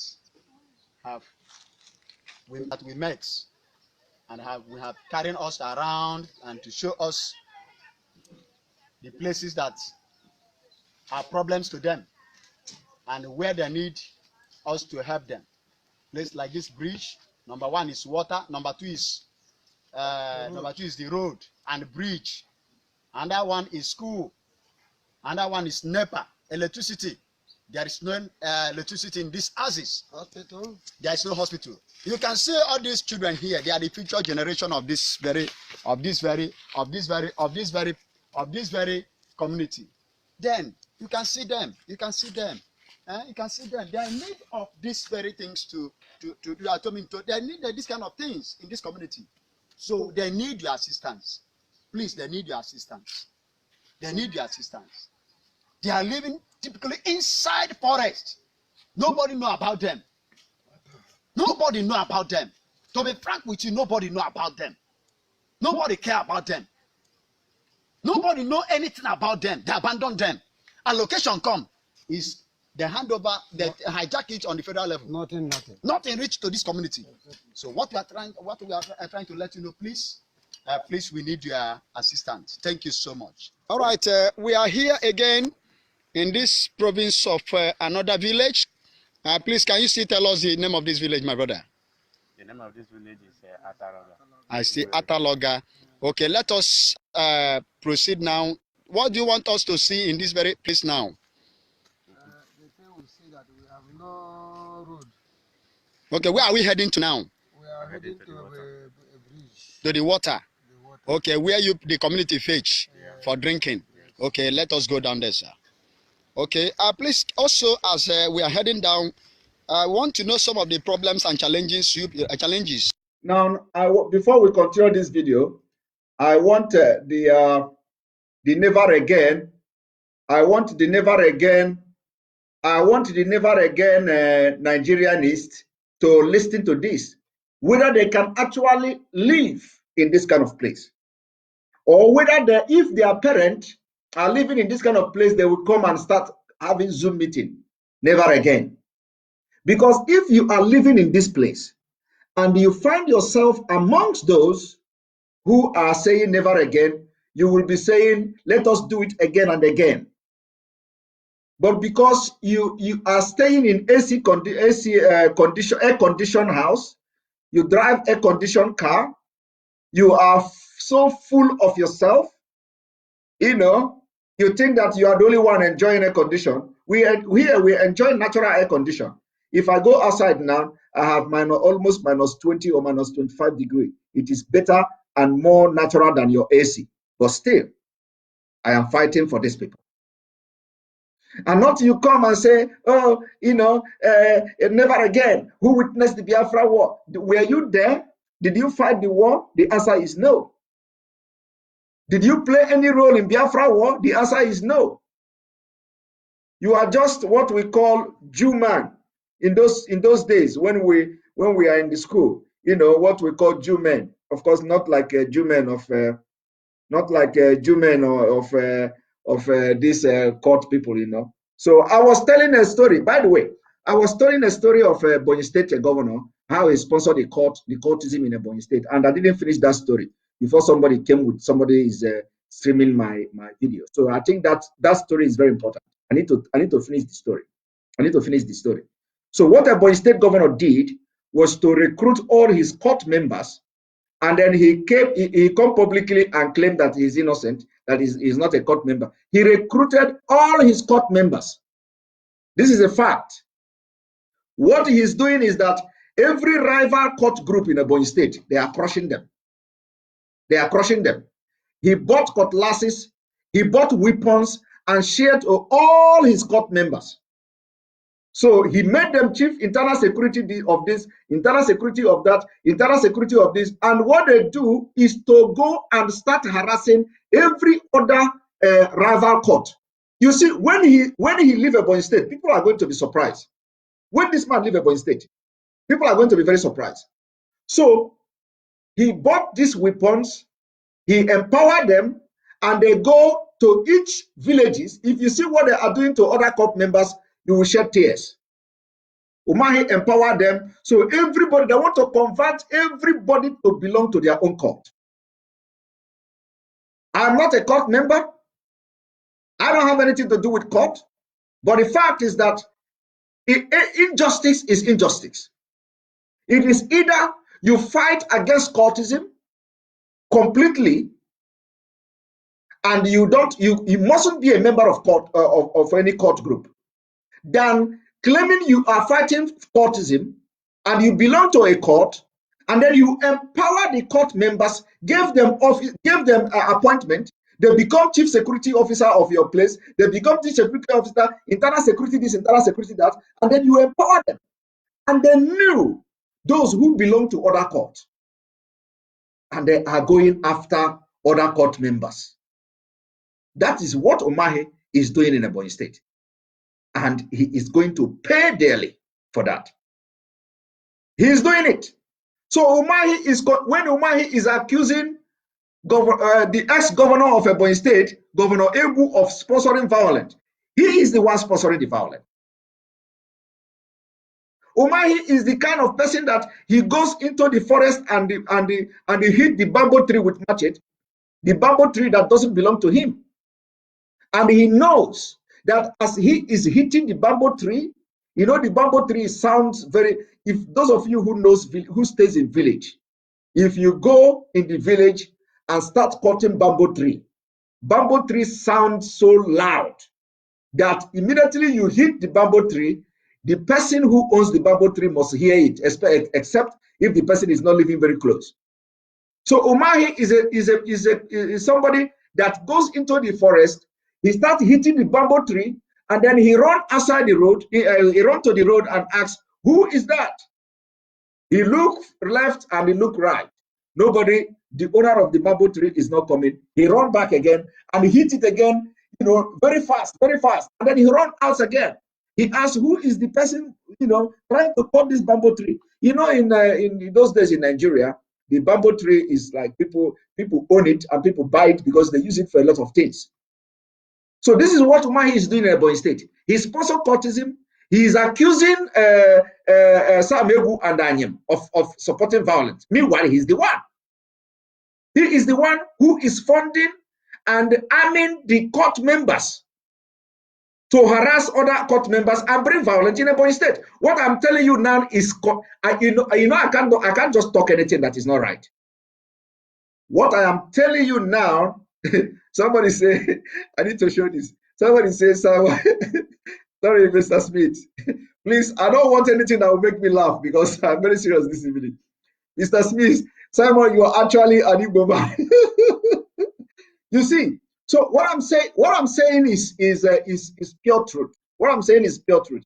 Because I am well grounded. I know what I'm saying. I am well grounded. So Umahi is sponsoring the violence in Ebonyi State and then accusing other people of doing it. And what I'm telling you now is something that if you go to Ebonyi State and you go for fact finding, and if it's what I'm saying now is not true, don't believe anything I say in this life. Umahi is a court member, and he empowered his own court people. He gave them internal security chiefs. He gave them appointment, and what they do is to hunt other rival court group in Ebonyi State, and thereby creating violence. So all this killing, all these clashes you see in Ebonyi State is between Umahi's boys. Of course, they call them Umahi's boys, but actually they are not Umahi's boys. They are Umahi court members and other court groups. And if you doubt me, I'm going to bring a video, and I know them, and they know me. What I'm saying is, I know them and they know me. So the point here is that, you need to know the level and the caliber of people that have been ruling you. They are evil. And these are the people you want us to come and sit down with you to discuss. We want that we come and start respecting them. Respecting a governor that is buying cutlass and sharing to people to kill people who are protesting. Umahi bought cutlass and shared to everybody. Do you know that Umahi during the beginning of this corona pandemic? Do you know what Umahi does? All the people Umahi give task force job are all court members. All his court members, they are court members. So Umahi now gave the task force job to the people, to his court people. So what they do is they go to villages. They go to villages in Ebonyi State, and they start molesting women. When they see where women gathered in Ebonyi State, in the village, they will go there with bike. After molesting them, assaulting them physically, the people will begin to collect the goat of the people. Their leader will look at this goat, he will look at the fattest goat in that compound, and he will order them to bring the goat. Nobody does anything. Who are you going to complain to? That is the man. That is the man, you see. That was the man talking that people are mad. And you see that he's bidding flyover. Flyover what? People are dying in Ebonyi State. No promotion, no salary. They are paying them 50% of salary. Some of them don't even receive salary. They can't talk. If you talk, they crush you. But you know what? The movement he made now is going to be his end. That is where he's going to end. This movement of moving from that place now to another, to confirm that actually he never liked the people, to confirm that actually he has been pretending all this while. All this while he has been pretending. If Nigeria, God forbid, become still a country in 2023, and this man contests and become a vice president of it, Igbo people are gone. But do you know what? We are not going to be gone, because now, if it was before, we will say Igbo people are gone. But not now.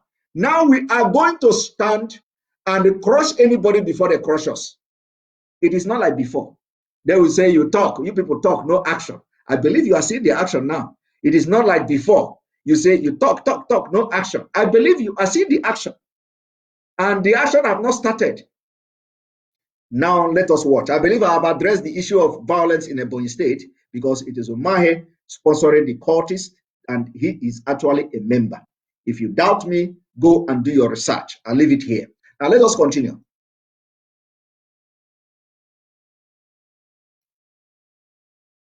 You are passing through. When the river flow up, we have no chance to cross. They go in. So that we can't be able to go out again. We can stay out. If you say we see a canoe, the person can come and paddle us, say 1,000, 2,000 before you cross. For each one person. That's why we are crying. So before somebody will cross this river. Somebody will use boat and cross. Somebody will use boat. And cross here. Across somebody here. Before you cross, you pay 2,000 naira. Yes. Which is by the boat, with the boat. Yeah, with the boat. Okay. That's what we are crying for the government to come and help us. To leave us here, we go for forest. We have no road. We have no water, better water to drink. You people must be the witness what you people can come and see here.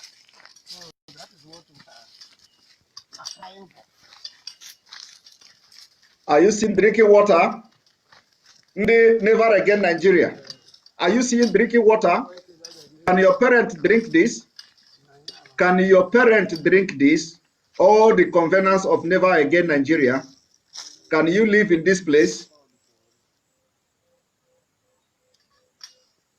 Okay, this is the river you are talking about. Yes. Where you people fetch for drinking. Good.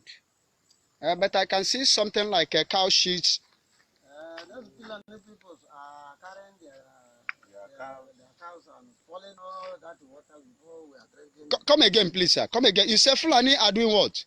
Fulani people. The Fulani people are coming and show this water we are drinking with their cows.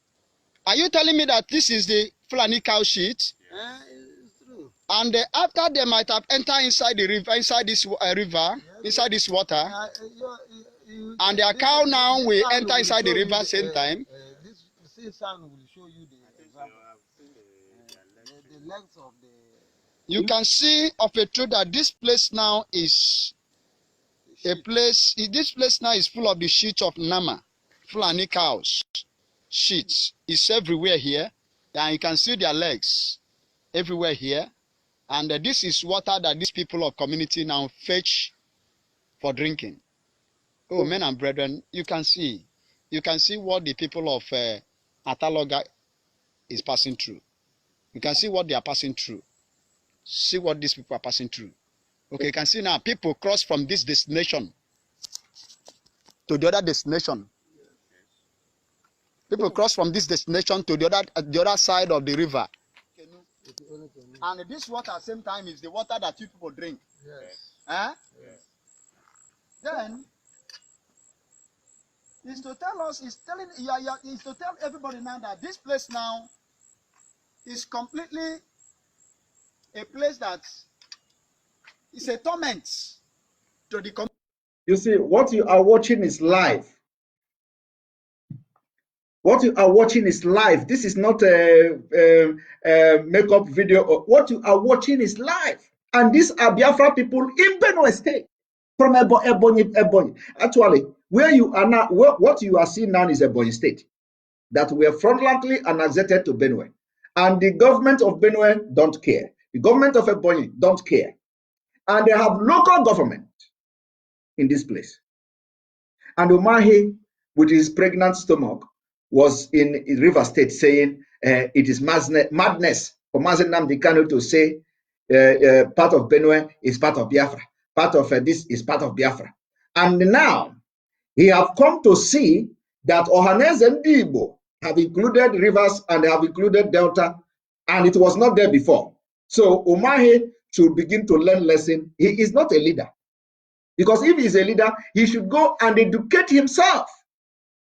He should go and educate himself about the people where he claimed to come from. He claimed to live in, to grow up in River State and all that. He should go, first of all, and find out who are Ndibo. He don't know anything about Ndibo. Who knows whether Obahi is even an Igbo person? He don't know anything. Because if he know, he will be so much ashamed of himself to have uttered that nonsense. But look at his people. These are easy people of Ebonyi State. Found themselves in Benue without prior notice. They wake up one morning and the military declared them Benue State. Just like that.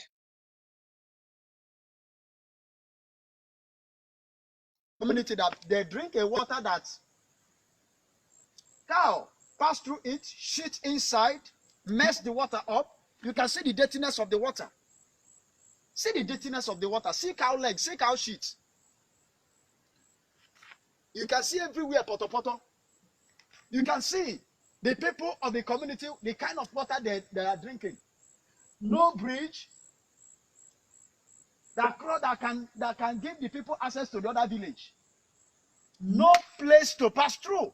And they are talking about that this very place have swallowed a lot of people. Exactly. A lot of people have died as a result of crossing this river. So please, men and women, of Biafra land. You see, let me tell you one thing. You see, some of you don't know what we have seen before, apart from the fact that Nigeria is not working again, apart from the fact that Nigeria will never work again, coupled with the fact that you have terrorism and everything, Do you know that people like what it is good that this story I want to tell now, you have seen it yourself. Do you know that these people you see here, the water they drink, when you look at that water, you will be wondering, how do they drink the water? Let me tell you how they drink the water. How they drink water is that Ebonyi State have a lot of mineral resources. Like I've already explained to you. Ebonyi State have a lot of mineral resources, and they have what we call alum.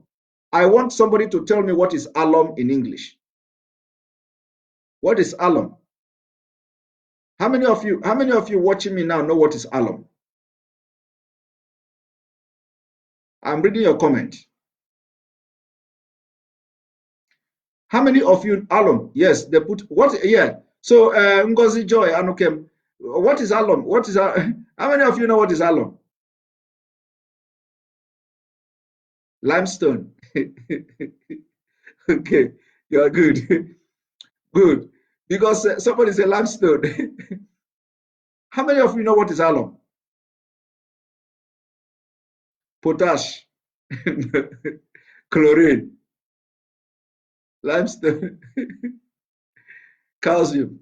You know what? Oh my goodness. The English, a different word. Alum. How many of you know the purifier? Limestone. I know potash. Okay. Whatever it is. So do you know what these people do? Is calcium sulfate. Okay. So what I do is because a lot of people they will never ever understand, they will never ever understand, what people are going through in Nigeria. You see that water, when you hear that people are drinking that water, you will be surprised. You almost doubt it. In fact, most of you watching me now are doubting it, but it's a fact. So what they do is that they fetch the water. They have to walk 10 kilometers to this river. Now they will fetch this water. When they take it back home, they will put that alum, they will put that mineral, that alum, called alum. They call it alum locally. So they put it in the water. Sometimes they put it in a stick, they put it in a stick and tie it, and then they will be rotating their hand like this. They'll put it in the water, they'll put it deep in the water, and they'll be rotating their hand like this. So when they rotate it, somebody says come last to, or anyway. So when they rotate the water, they will rotate it until that alum melts and begin to purify the water. It will purify the water, and then all this, the color you just saw of that water, the color you see, the color that is like sandy and clay, the color will disappear. It will disappear, and then it will go beneath the water. It will go down, and the water will be very clean, and they will drink it. You have not experienced that. Alkaline. You see, and you know what? That thing is very surplus in Ebonyi State. That alum is surplus in Ebonyi State. Like in fact, they don't even, of course, these days we don't know, these days maybe it is expensive, but in Ebonyi State it is surplus because you have it in Ebonyi State in abundance. So people use it, and that's what these people are using. Now, will you now come today and say, never again.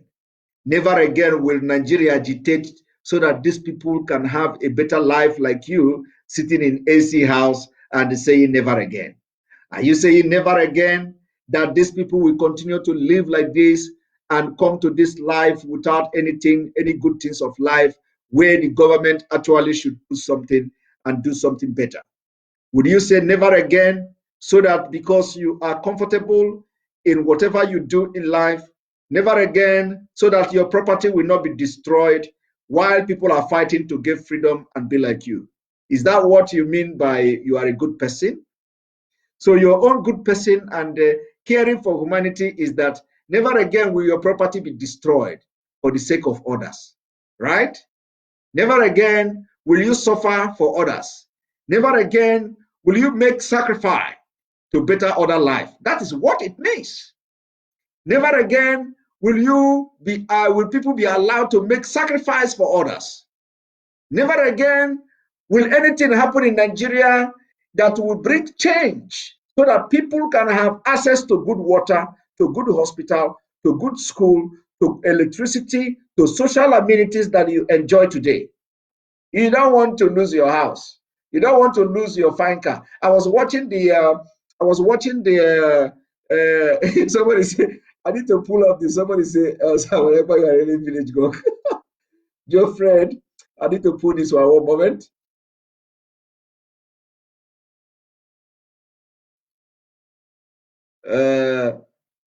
Okay. Your friend said, Simon, you are really a village guy. You know, the point is that, like I said, I have lived all life.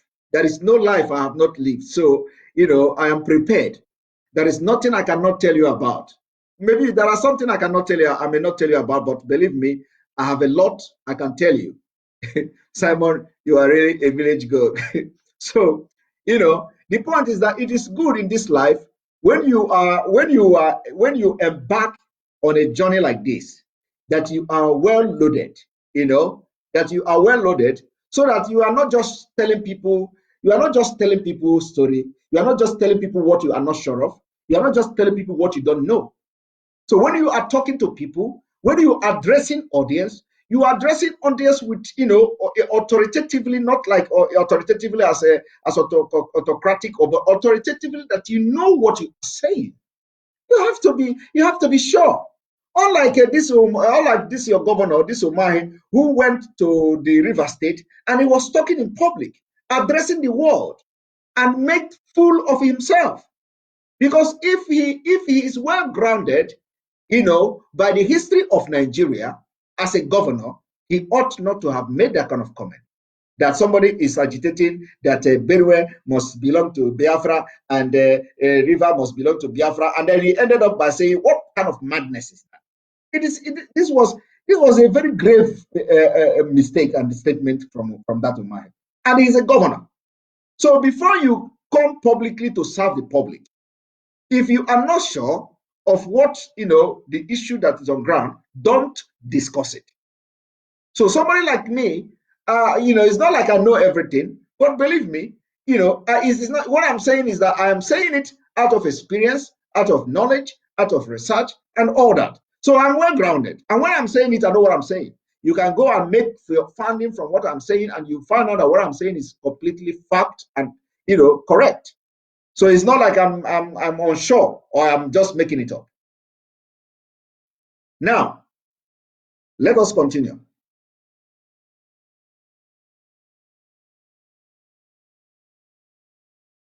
We are crying to you. This community are crying to you, asking for your assistance. Help them. They are asking for help. The man you are seeing here is the chief. Ahmadike, dịka isi afọ ndị awọ ụmụnnanye ndị si na mpaghara a na-akpọ Ọgbala Izi, ndị egwu ndị egwu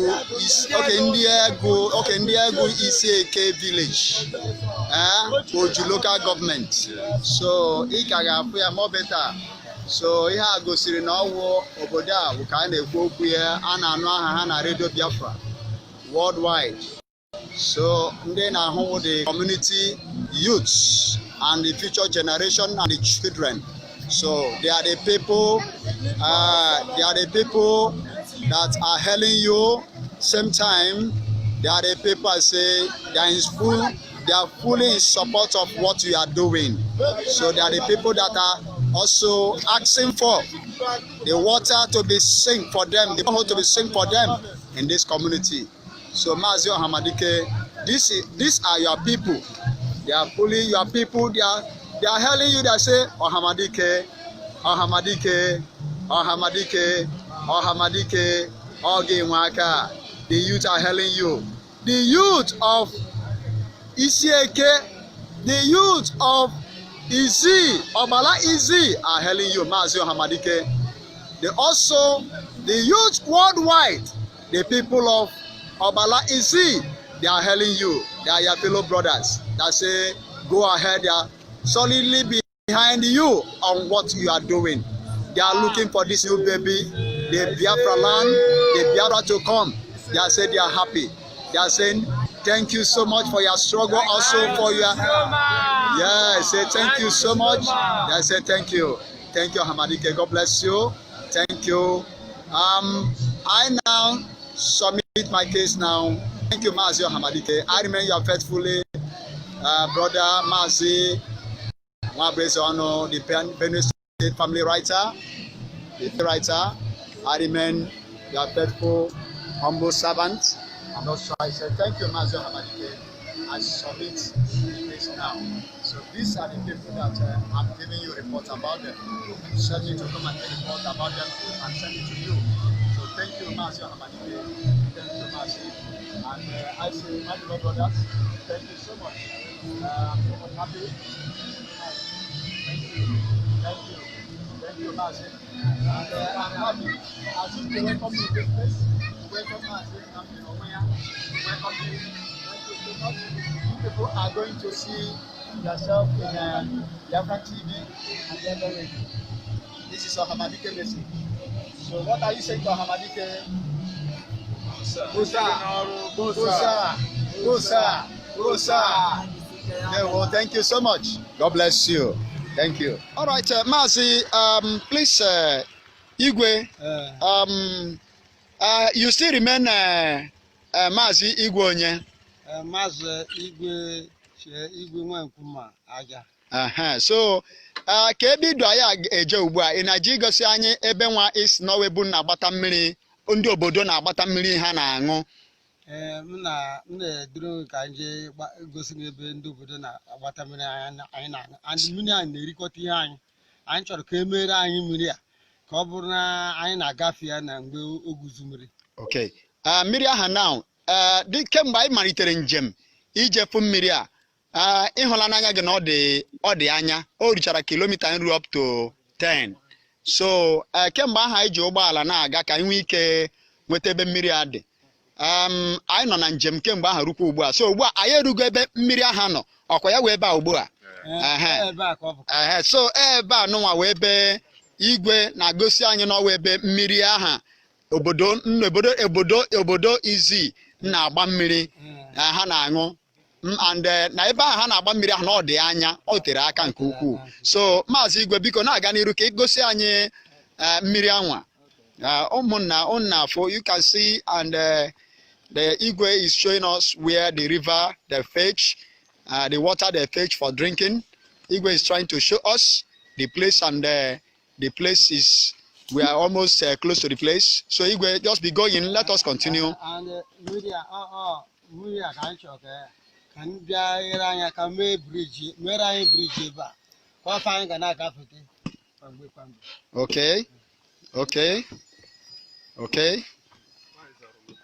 Okay. So onye na-akọwa na briji a okwe ihe ọzọ unu nwekwara azụ nsogbu unu nwere. Okay, ụzọ adịrọ ebe a.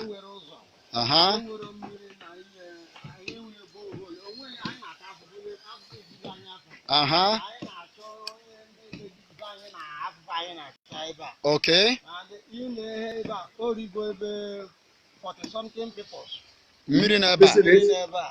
Have you seen it?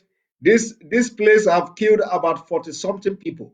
Do you see the danger? Okay. So kedu aha unu na-akpọ mmiri a? Ogenge. Okay. Ebe a mmiri a unu na-eku unu na-aṅụ Maazị. Igwe mmiri a unu na-esi kilomita nruru 10 si ebe ahụ bịa shibe unu bịa ebe a bịa gba mmiri. Ebe a unu na-esi kilomita ruru 10 wee na-abịa agba mmiri. Hey, ụmụnna unu ahụla na mmiri ụmụnna anyị na-aṅụ. Unu lee ka mmiri a na-aṅụ dị. Unu ahụla ya. Maazị Ọhamadike, ịhụla n'onwe gị mmiri anụnwa awụrọ mmiri mmadụ kwesịrị ịṅụ. Ọ maka na enwere ajọ gọọmenti butere ejighị nwee ka ha ga-esi gbapụrụ ha mmiri. Ọ maka na obodo a ajụrụ obodo a. Ọ maka na onweghị ndị mmatara obodo a, nwee ndị nabatara obodo a. Ọ maka na agbapụrụ obodo a gbaa ha azụ. So Maazị Ọhamadike, ịhụla na onwe gị ihe awụ mmiri ha na-aṅụ. And mmiri a dị njọ ịṅụ, ọ dịghị mma ịṅụ. N'ihi na mmiri a ọ na-awụ mgbe ụfọdụ ha. So you have all seen it. You have all seen it. When we talk, you people don't know why we are talking. When we are shouting, you people don't know. You don't know what is going on. Somebody say, oh, in the northern Nigeria, you don't know what is going on. You don't know what is going on. And do you know the only reason they annexated these people to Benue is all that land that, you know, the Fulani. So by the time they will come for these people, it will be very, very easy for them. Benue will not defend them, Ebonyi will not defend them. But now, thank God the Biafra people are here, and we are going to make sure we protect and defend our brother and sister anywhere in Nigeria. And that's what Mazi Nnamdi Kanu and IPOB are doing. So when they are busy campaigning and looking for vote, Mazi Nnamdi Kanu is busy going to the grassroots. Have you seen it? They did not consult me. They did not consult us. They did not consult me. Have you seen it? Have you seen it that Mazi Nnamdi Kanu is even more visible than the Nigeria government in that place? Do you know that?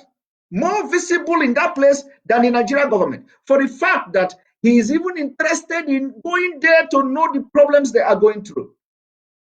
But they participate in election. These people you see, they have word in their community, in different community. They have polling unit, they have polling booth, you know. They have polling booth, they have unit, they have whatever, all this. When it is time to vote, the INEC knows the location where they live. The INEC officers knows when to bring the ballot paper there.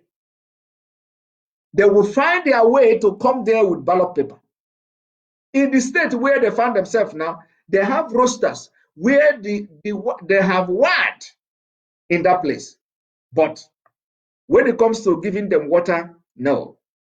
When it comes to giving them electricity, no. When it comes to giving them good school, no. When it comes to giving them road, no. When it comes to giving them bridge, no. When it comes to giving them anything that has to do with social amenity, they are not Benue. But during the election, they will be counted. And that is, by the way, the next thing, and I'm asking the people who say never again, are you still seeing never again if you have people who live in this kind of situation and condition? Our next video is the wave of chasing Fulani in Oduduwa land. It has just started. The next video will also tell you how far everything has gone. One moment.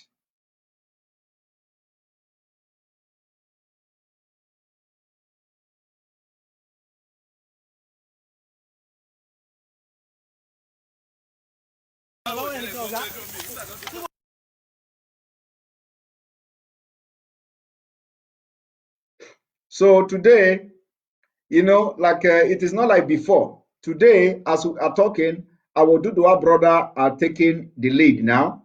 They are giving Fulani Meyete Allah terrorists the highest chase now in the West. So I believe this is going to be a message This is going to be a very strong message to the Fulani terrorists. There is no, it is not, the voodoo has expired. It is no longer business as usual. So I'm bringing to you our Dudua brothers doing the thing they know how to do best today. Again, another day of chasing Fulani. Now watch.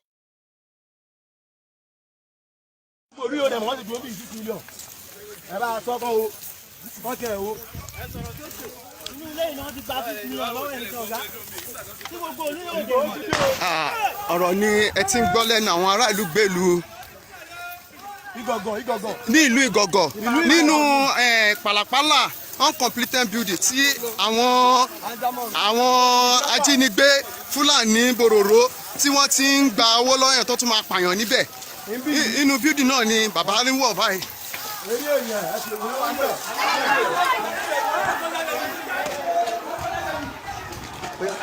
ẹ ṣáájú.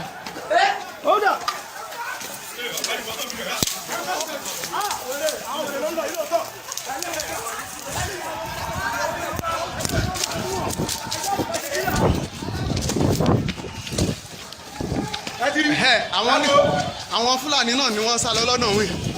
ẹ wo wọn. àṣẹbí ìlà òwèrè wà sàpamọ́ sílẹ̀ tọ́. àṣẹbí ni wọ́n àrọ́ sílẹ̀ tọ́. wọ́n ti lé wọn lọ. wọ́n ti lé wọn lọ. àwọn ni wọ́n lé lọ. ibi lẹ́yìn ọ̀gá wọ́n ti gba 6 million lọ́wọ́ èèyàn wọ́n ti gba 6 million tá tẹ́ni tí gbogbo ara mi yọ̀ mọ̀ pé mi ìnáwó wà. wọ́n ń gbé bọ̀ ní. ẹni tí wọ́n jí gbé gan kò mọ bí wọ́n gbóhùn sí. pẹ̀lú ògùn Ọlọ́run pẹ̀lú agbára Ọlọ́run yóò ràn lọ́wọ́ yín sà. kẹ́yìn náà kẹ́ dìde kò ṣe fún kọ́wẹ́ ẹ̀kọ́ máa rí yín mọ́. ó yá aṣáájú ti wà báyìí ó yẹ gbéra kẹ́ dìde. ó ṣàgbéná. aṣáájú ti wà ẹ dìde kẹ́ support. àwọn ni wọ́n lọ ní àwọn tú mi adébáyé wọ́n tú mi àwọn ni wọ́n lé lójú odò ni wọ́n tú gidigidi eré burúkú o adébáyé ni wọ́n àsàpamọ́ sí. ilé wọn ní.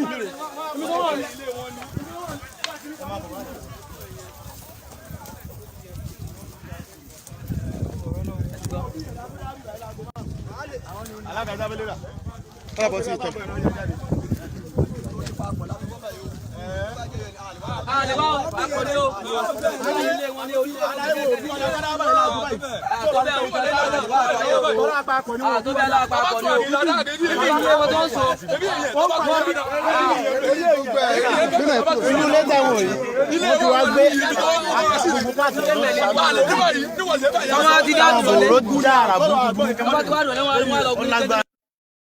So you see, when we talk, people don't understand. Finally, our Oduduwa brothers have now taken the bull by its horn. So, and we are expecting that everywhere in the southern Nigeria, the people should organize themselves and do same. Every Fulani must be chased out.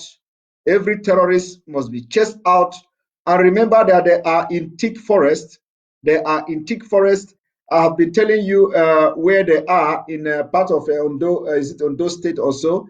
And from next week, I will still go deeper to know to expose the other places where they are. And remember, I told you I'm going to start Zulu exposition today. That Governor Zulu is sponsoring his involvement in Boko Haram terrorists and all that. So I'm going to expose him. I'm going to start the exposition this evening. But you remember that it is not like the main thing. I'm going to start the background this evening. But before I go into Zulu, let me check. We're already 2 hours. Before I go into Zulu, it is going to be very brief and snappy. Before I go into Zulu, I want you to watch this particular video. One moment.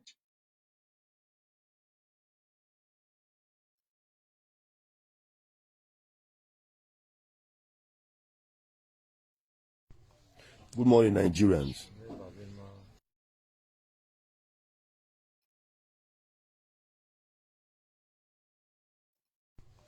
Good morning, Nigerians. I am in my hometown, Anegbete, in Isako Central Local Government. This is the net these kidnappers put on the highway so that when the vehicle or when any vehicle is coming, the net will just enter the vehicle, roll the tires, and probably the vehicle will not be able to run again. And the kidnappers will just come automatically. They will block the person and they will kidnap the person. So as at last night, there is this Fulani kidnapper, a boy, it's a Fulani by tribe, as I'm seeing him, because they have spoken to him. He said he's Fulani. Him and himself, him and his gang, they tried to kidnap somebody who was coming to Anegbete last night. And the person, knowing fully well that things like that are about to happen, when he entered the net, he started driving with speed. And the speed was able to cut off the net, but one of them jumped on the vehicle, dragging the steering with the guy. And the man drove with speed, and he brought the guy to Anegbete because the guy held the vehicle very tight. When he brought the vehicle to Anegbete, fortunately, the vigilante group were able to block them. They were on duty. They were able to block. I think that's the chairman, it's Mr. Monday Sigala. They were able, the vigilante group, they were on duty. And they blocked them not around that last night. And they were able to apprehend the guy.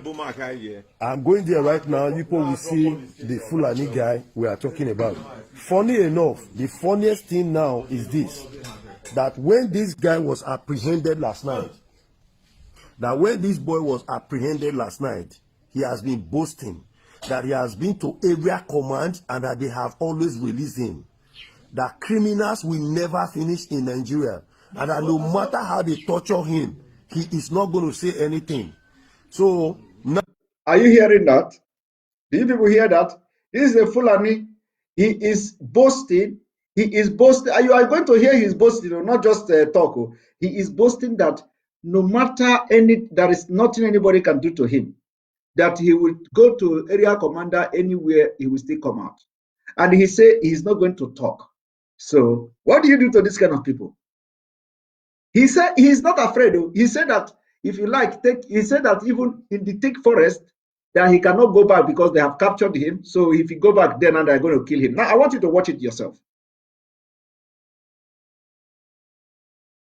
Now you say no matter what police do, you not go talk anything, Abi. You not go talk. And you go continue to the thief. You now continue to the kidnap people. Nah so. You not going to do like that. They no go fit come, ma. The head. Even though they carry anything, they no go fit come. They no go fit come where una dey. They no fit shop that money.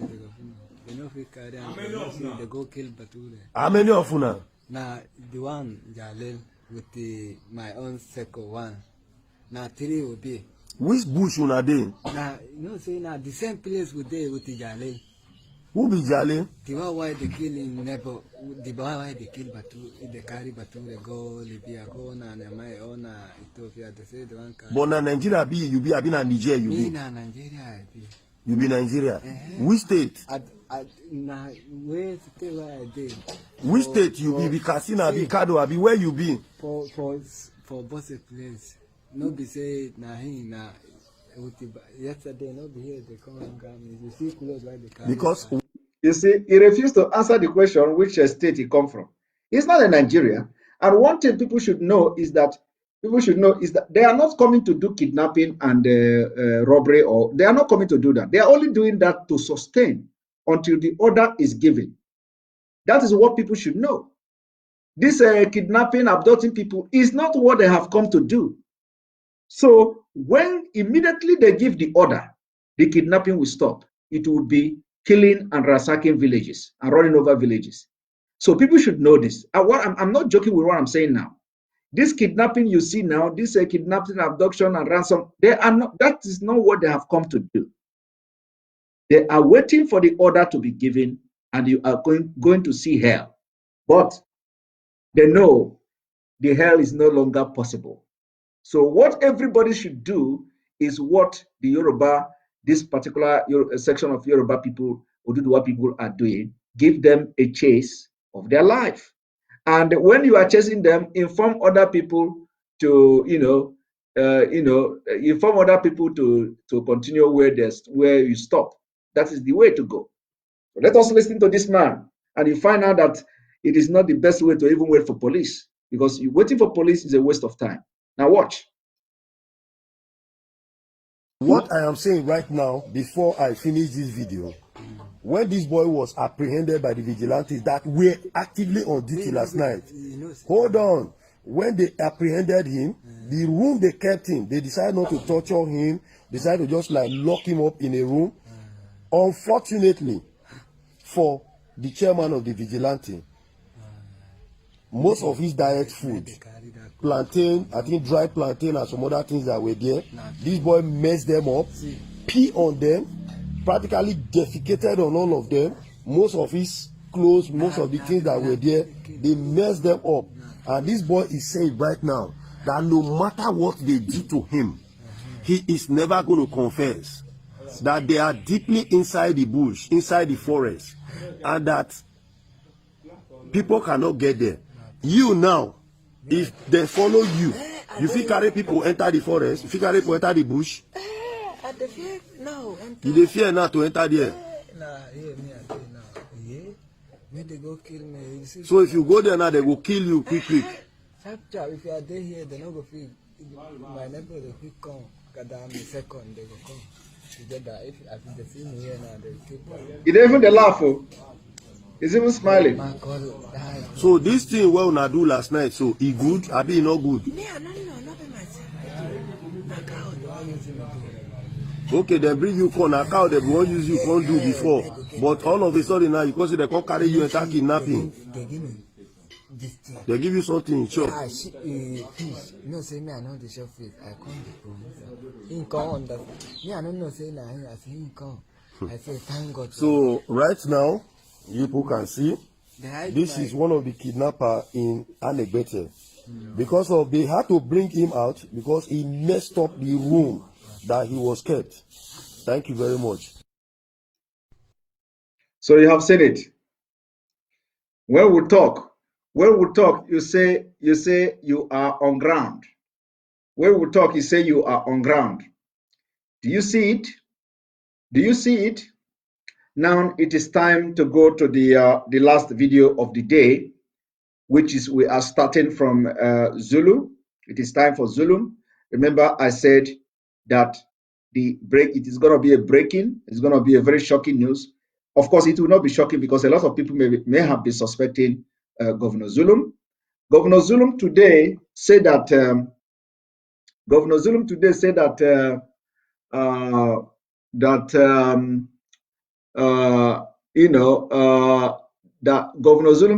said that Christians are a member of Boko Haram. And one thing people should know is that, these people have a game they are playing. These people have a game, and we must not fall to those kind of games.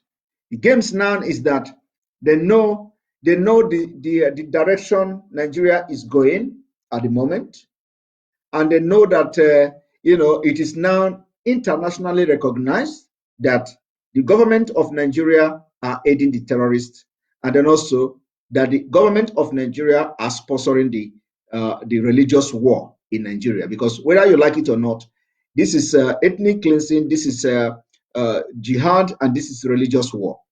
So it is not just about terrorism. So they have come to understand this, that the international community, it is now very clear because they are not hiding it anymore. It is now clear that this is a religious war. So these governors now, who are actually in the front line of this whole thing, they are now beginning to have a paradigm shift in their activities, in their speeches, in their statements, and all that. And Zulum, who is part of the sponsor of Boko Haram, has actually taken the lead. So I want you to think about this. How do you think a Christian would ordinarily go and join Boko Haram? And how do you think that the leader of Boko Haram will see a Christian and spare him? and allow the Christian to join and fight against Nigeria, against other people. Do you think that is possible? No, do you think that is possible? I want to see at least 5 people responding to this question. Do you think, with what you have come to know about the leader of Boko Haram, Shekau, do you think he will see a Christian and allow the Christian to fight alongside with him? I want to see your comment.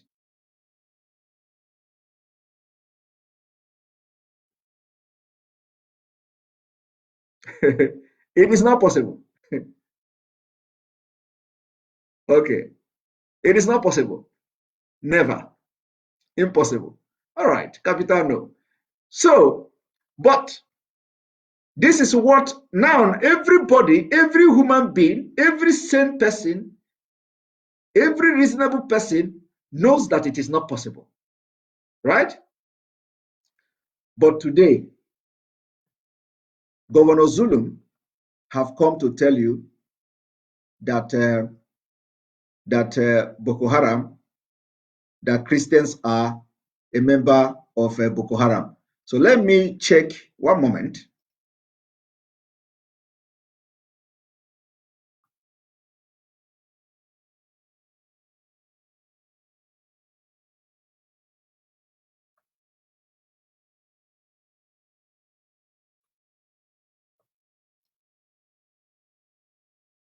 Moment.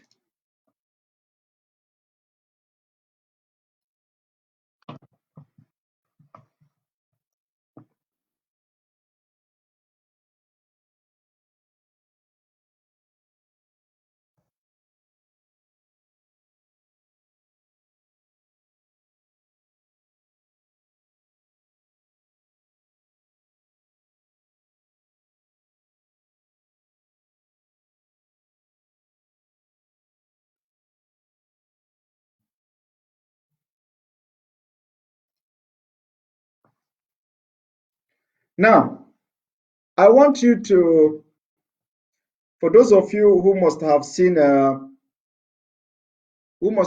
this video, I want you to look at what I think we are having a Buhari system.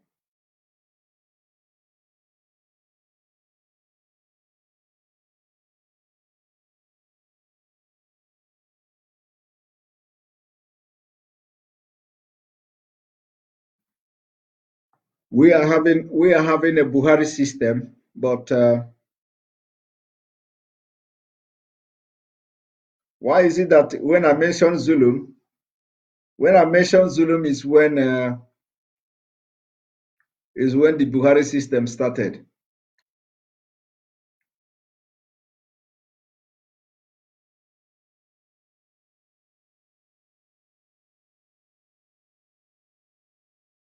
One moment.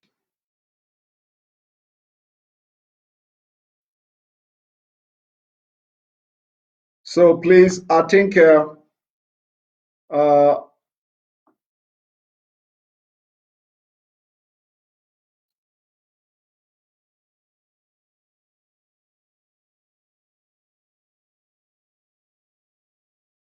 I'm going to refresh the program, and it is going to affect those watching on YouTube. It's going to affect those watching on YouTube. It is going to go off and come back. I believe not, but it's probably going to affect those watching on YouTube. So let me try it.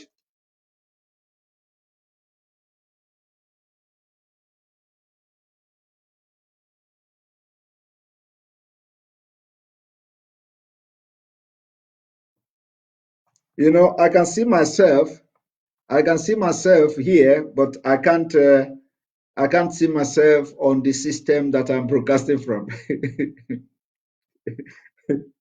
I can see myself. I can see that I am live and I'm seeing myself, but I can't see myself on the system that I'm broadcasting from. So that is some kind of challenges. And if, all right, I think we are back. Finally, I think we are back. Yes. So we are back. So, one moment.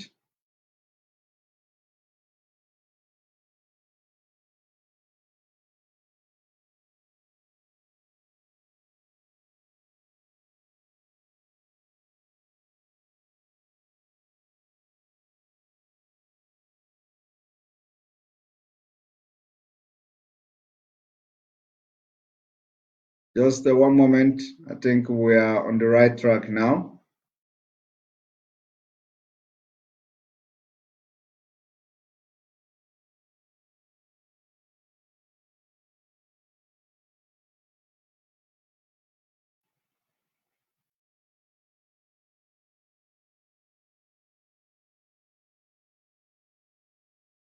So those of you on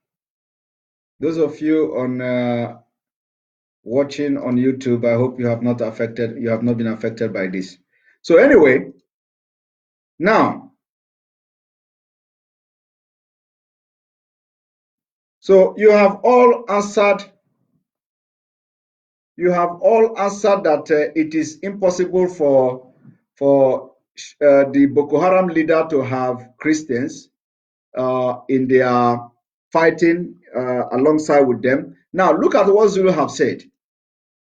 Zulu said Boko Haram sect as Christians, white men, Asians, and as members. And they say Borno Governor, 17th of January 2021. Governor Babagana Zulum of Borno State has said some Boko Haram members are Christians, Muslims, white men, and Asians. Zulum spoke during the 17th Chief Gani Fawemi annual lecture organized by the Nigeria Bar Association in Ikeja, Lagos State, over the weekend. Governor said Nigerians should see insurgency as a general challenge and not just a Northeast problem alone. Zulum said terrorism and banditry are due to the high rate of unemployment, poverty, drug abuse, and nepotism. Zulum said, I am from Borno State and many of our children are in Boko Haram. So, and what Zulum is trying to do is to get sympathy, from not you, is to change the narrative, because he knows that the end of the tunnel is here. So they have to do anything to, to try to confuse the people, and especially sending message to international community. This is what it means. So that those who have already tagged Nigeria as a country of persecution or persecuting Christians and all that, is sending a signal to them. So I believe that you don't need to be educated person to know that Boko Haram cannot even allow a Christian to be in their midst, not to talk of giving the Christian a gun to fight. And Zulum is claiming like that. And after this, our intelligence gathering network swing into action. And a lot of things has been reviewed and more evidence are coming that Zulum is one of the biggest sponsors of Boko Haram in the Northeast. And as we begin the exposition to prove to you that Zulum is one of the major sponsors of Boko Haram, which will shock a lot of people. It doesn't shock me because I have been suspecting him. I want to play a clip, and after playing this clip, I'm going to make a comment.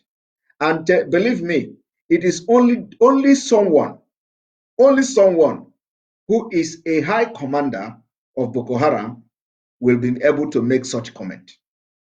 Now, I want you to watch.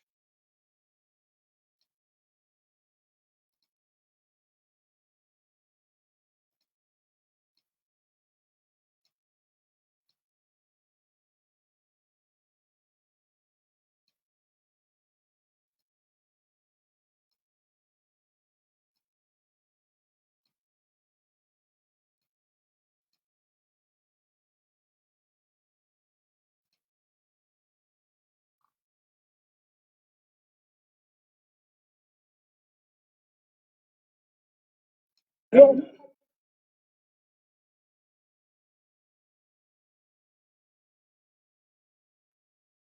I'm not going to play all the videos.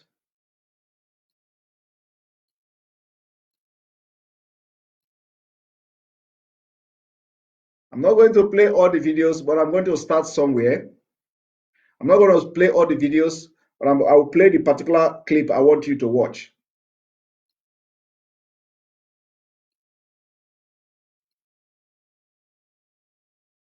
No, we saw their withdrawal track. Let's go back. But the fact remains. Yeah, I'm happy you. Infiltrated. Boko Haram. If there's no Boko Haram, where can we go? A pocket infiltrated, and we have cleared them. Infiltrated. Boko Haram. If there's no Boko Haram, where can we go in? A pocket infiltrated, and we have cleared them. We have done that now. So now, a lot of you must have watched this video. This was when they claimed that his convoy was attacked. This was when they claimed that his convoy was attacked, and of course, the convoy was managedly attacked. Do you all remember when I used to give you narrative about? I'm still coming to the video. I have not played the video I want to play. Do you all remember when I was giving narrative of how they killed the military, men from the southern Nigeria, how they used them to sacrifice to Boko Haram? This is how it works. Now, the Boko Haram member in Nigeria military, who are those who participate in the frontline battle, what they do is that they give information to Boko Haram when to ambush. They give information when they are moving arms. They give information when military have the consignment, like a military hardware consignment and all that. They know when the delivery is coming. They know when the military have received delivery. They know when the armory is like full and all that. So they know all this. So what they do is that during the time of the battle, those who are the main Boko Haram member in the military will give the information to Boko Haram that now they have received a consignment, and they will give them the list of the things that are in the consignment and all that. And then these commanders now will begin to stage the ambush. They will begin to stage the ambush. And when they have this ambush, the people that will survive the ambush will be the members of Boko Haram. Some of them. And of course, sometimes ordinary people who are not members will also survive with them. But the target is not to, some of the target is not to kill everybody in that battalion. They know exactly where their men stay. They know in which of the vehicle they have their men. They know which, and if any day the military change the formation of the movement of the military, the people will be killed. Except they have communication, like they use messages and all that. So these people are in the military and they give the information. Yes, somebody said, Simon, you were actually trying. Simon, you were actually trying to speak on his behalf at some point. Yes, that was correct. I was even asking him to go to Governor White to take refuge, when the bombardment was coming, But of course, sometimes you don't know things until you go deeper into it. So now, when they go into when they started ambushing the military, it means that somebody in the military will also be among those who will be in the ambush, but they will not kill that person. And the particular car or vehicle where the person will be in will not be touched. So anybody who is in that vehicle, or and maybe a subsequent vehicle that follows that vehicle will not be killed. So now this is exactly what happened in Zulu attack. The Zulu attack is staged. They kill the people, and those people are innocent. And the idea is to send message and prepare Zulum to what he is doing today. The idea is to prepare Zulum to what Zulum is doing today. Because, they think that they have been able to convince everybody that Zulum is innocent. They have been able to convince everybody that, oh, okay, we can trust the word of Zulum. That was the idea of that 3 attack against him. But like I said, like I've just given you a scenario now that, how the ambush happened and all that. So it was staged, and now they believe that they have captured some kind of sympathy for Zulum. So Zulum believed that his word will be taken very seriously now, thereby coming to bring confusion within international community. Because this is not just about Nigeria, but within the target is not Nigeria. They don't care about your opinion, but within the international community. So we must rise up now to expose Governor Zulum, and that's why our intelligence gathering network are now on it, and it is now a breaking because we have been able to have a lot of evidences of his aiding terrorism and all that. But like I said, I am just starting today. So this video I'm about to play now, I'm going to play the video and I'm going to make a comment, and I want you to meditate on this comment, and from today you are going to see something different from this video. And let us go there.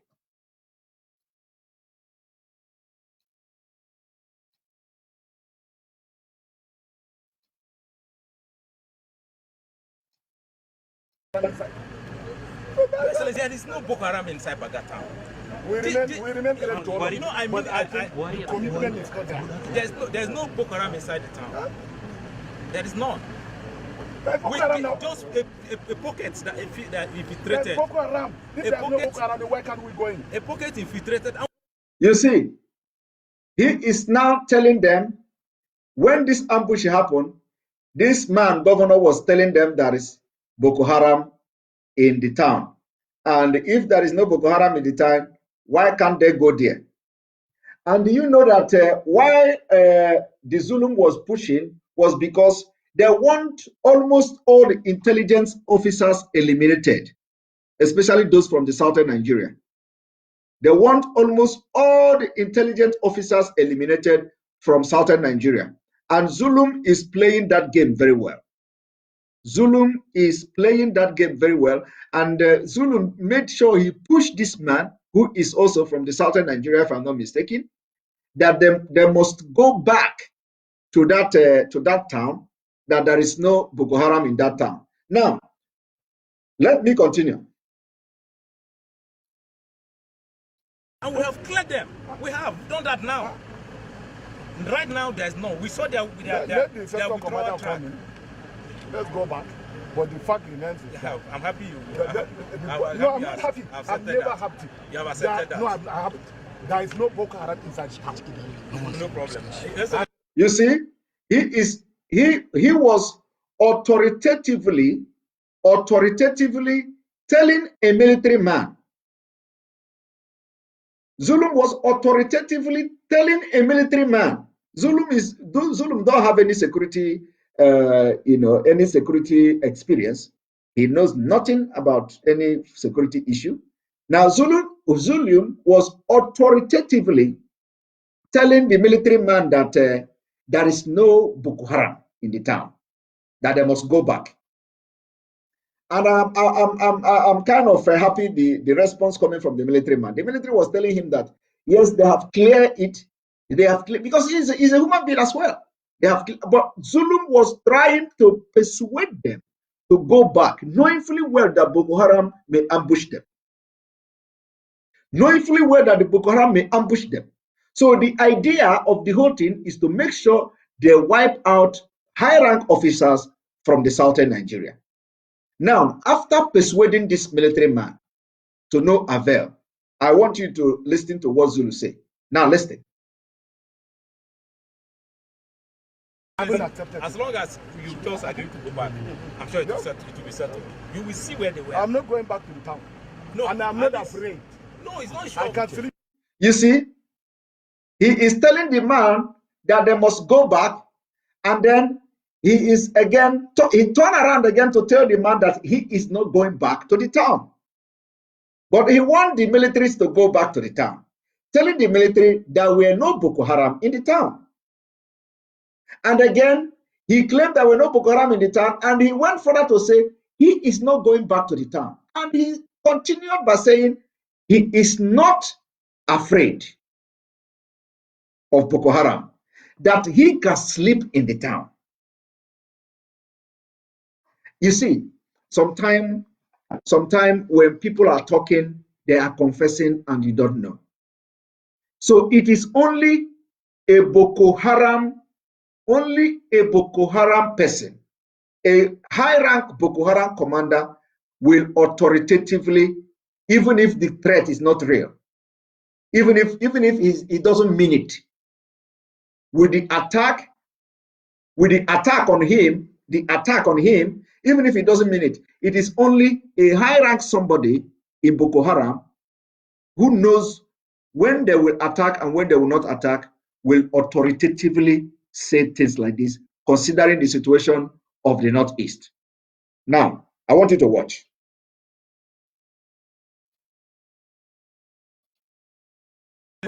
As long as you just agree to go back, I'm sure it will be settled.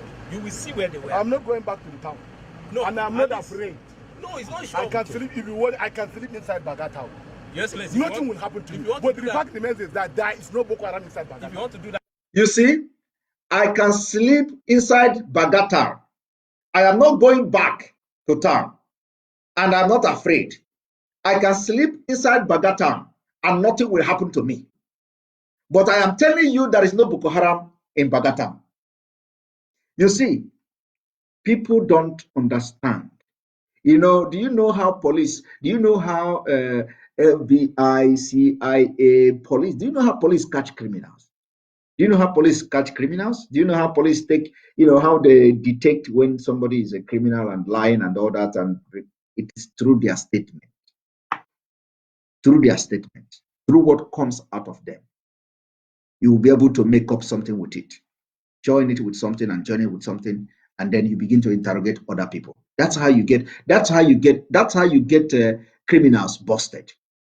And that's exactly what Zulu have done. Zulu have just after this, when our intelligence report came, I immediately go to this video. And our chairman is here. Adam, you want to disturb daddy? Good. Okay, good. You wait? You want to wait? Okay, I'm going to take you to sleep now. So we have our chairman who always watching daddy. You want to drink water? Okay. So just give me 2 minutes, okay? All right. So we have our chairman who always watching out for me. So anyway, so let me just quickly play the video, and you will understand what I'm saying.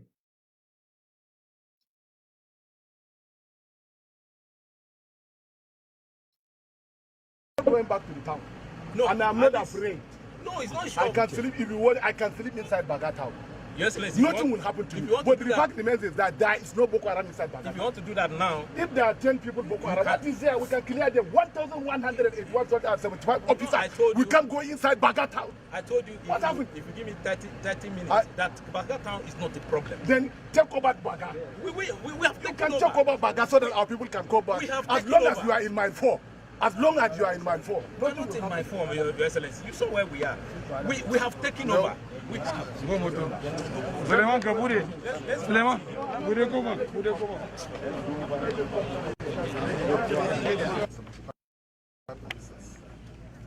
If they cannot go into Baga, only 20 something.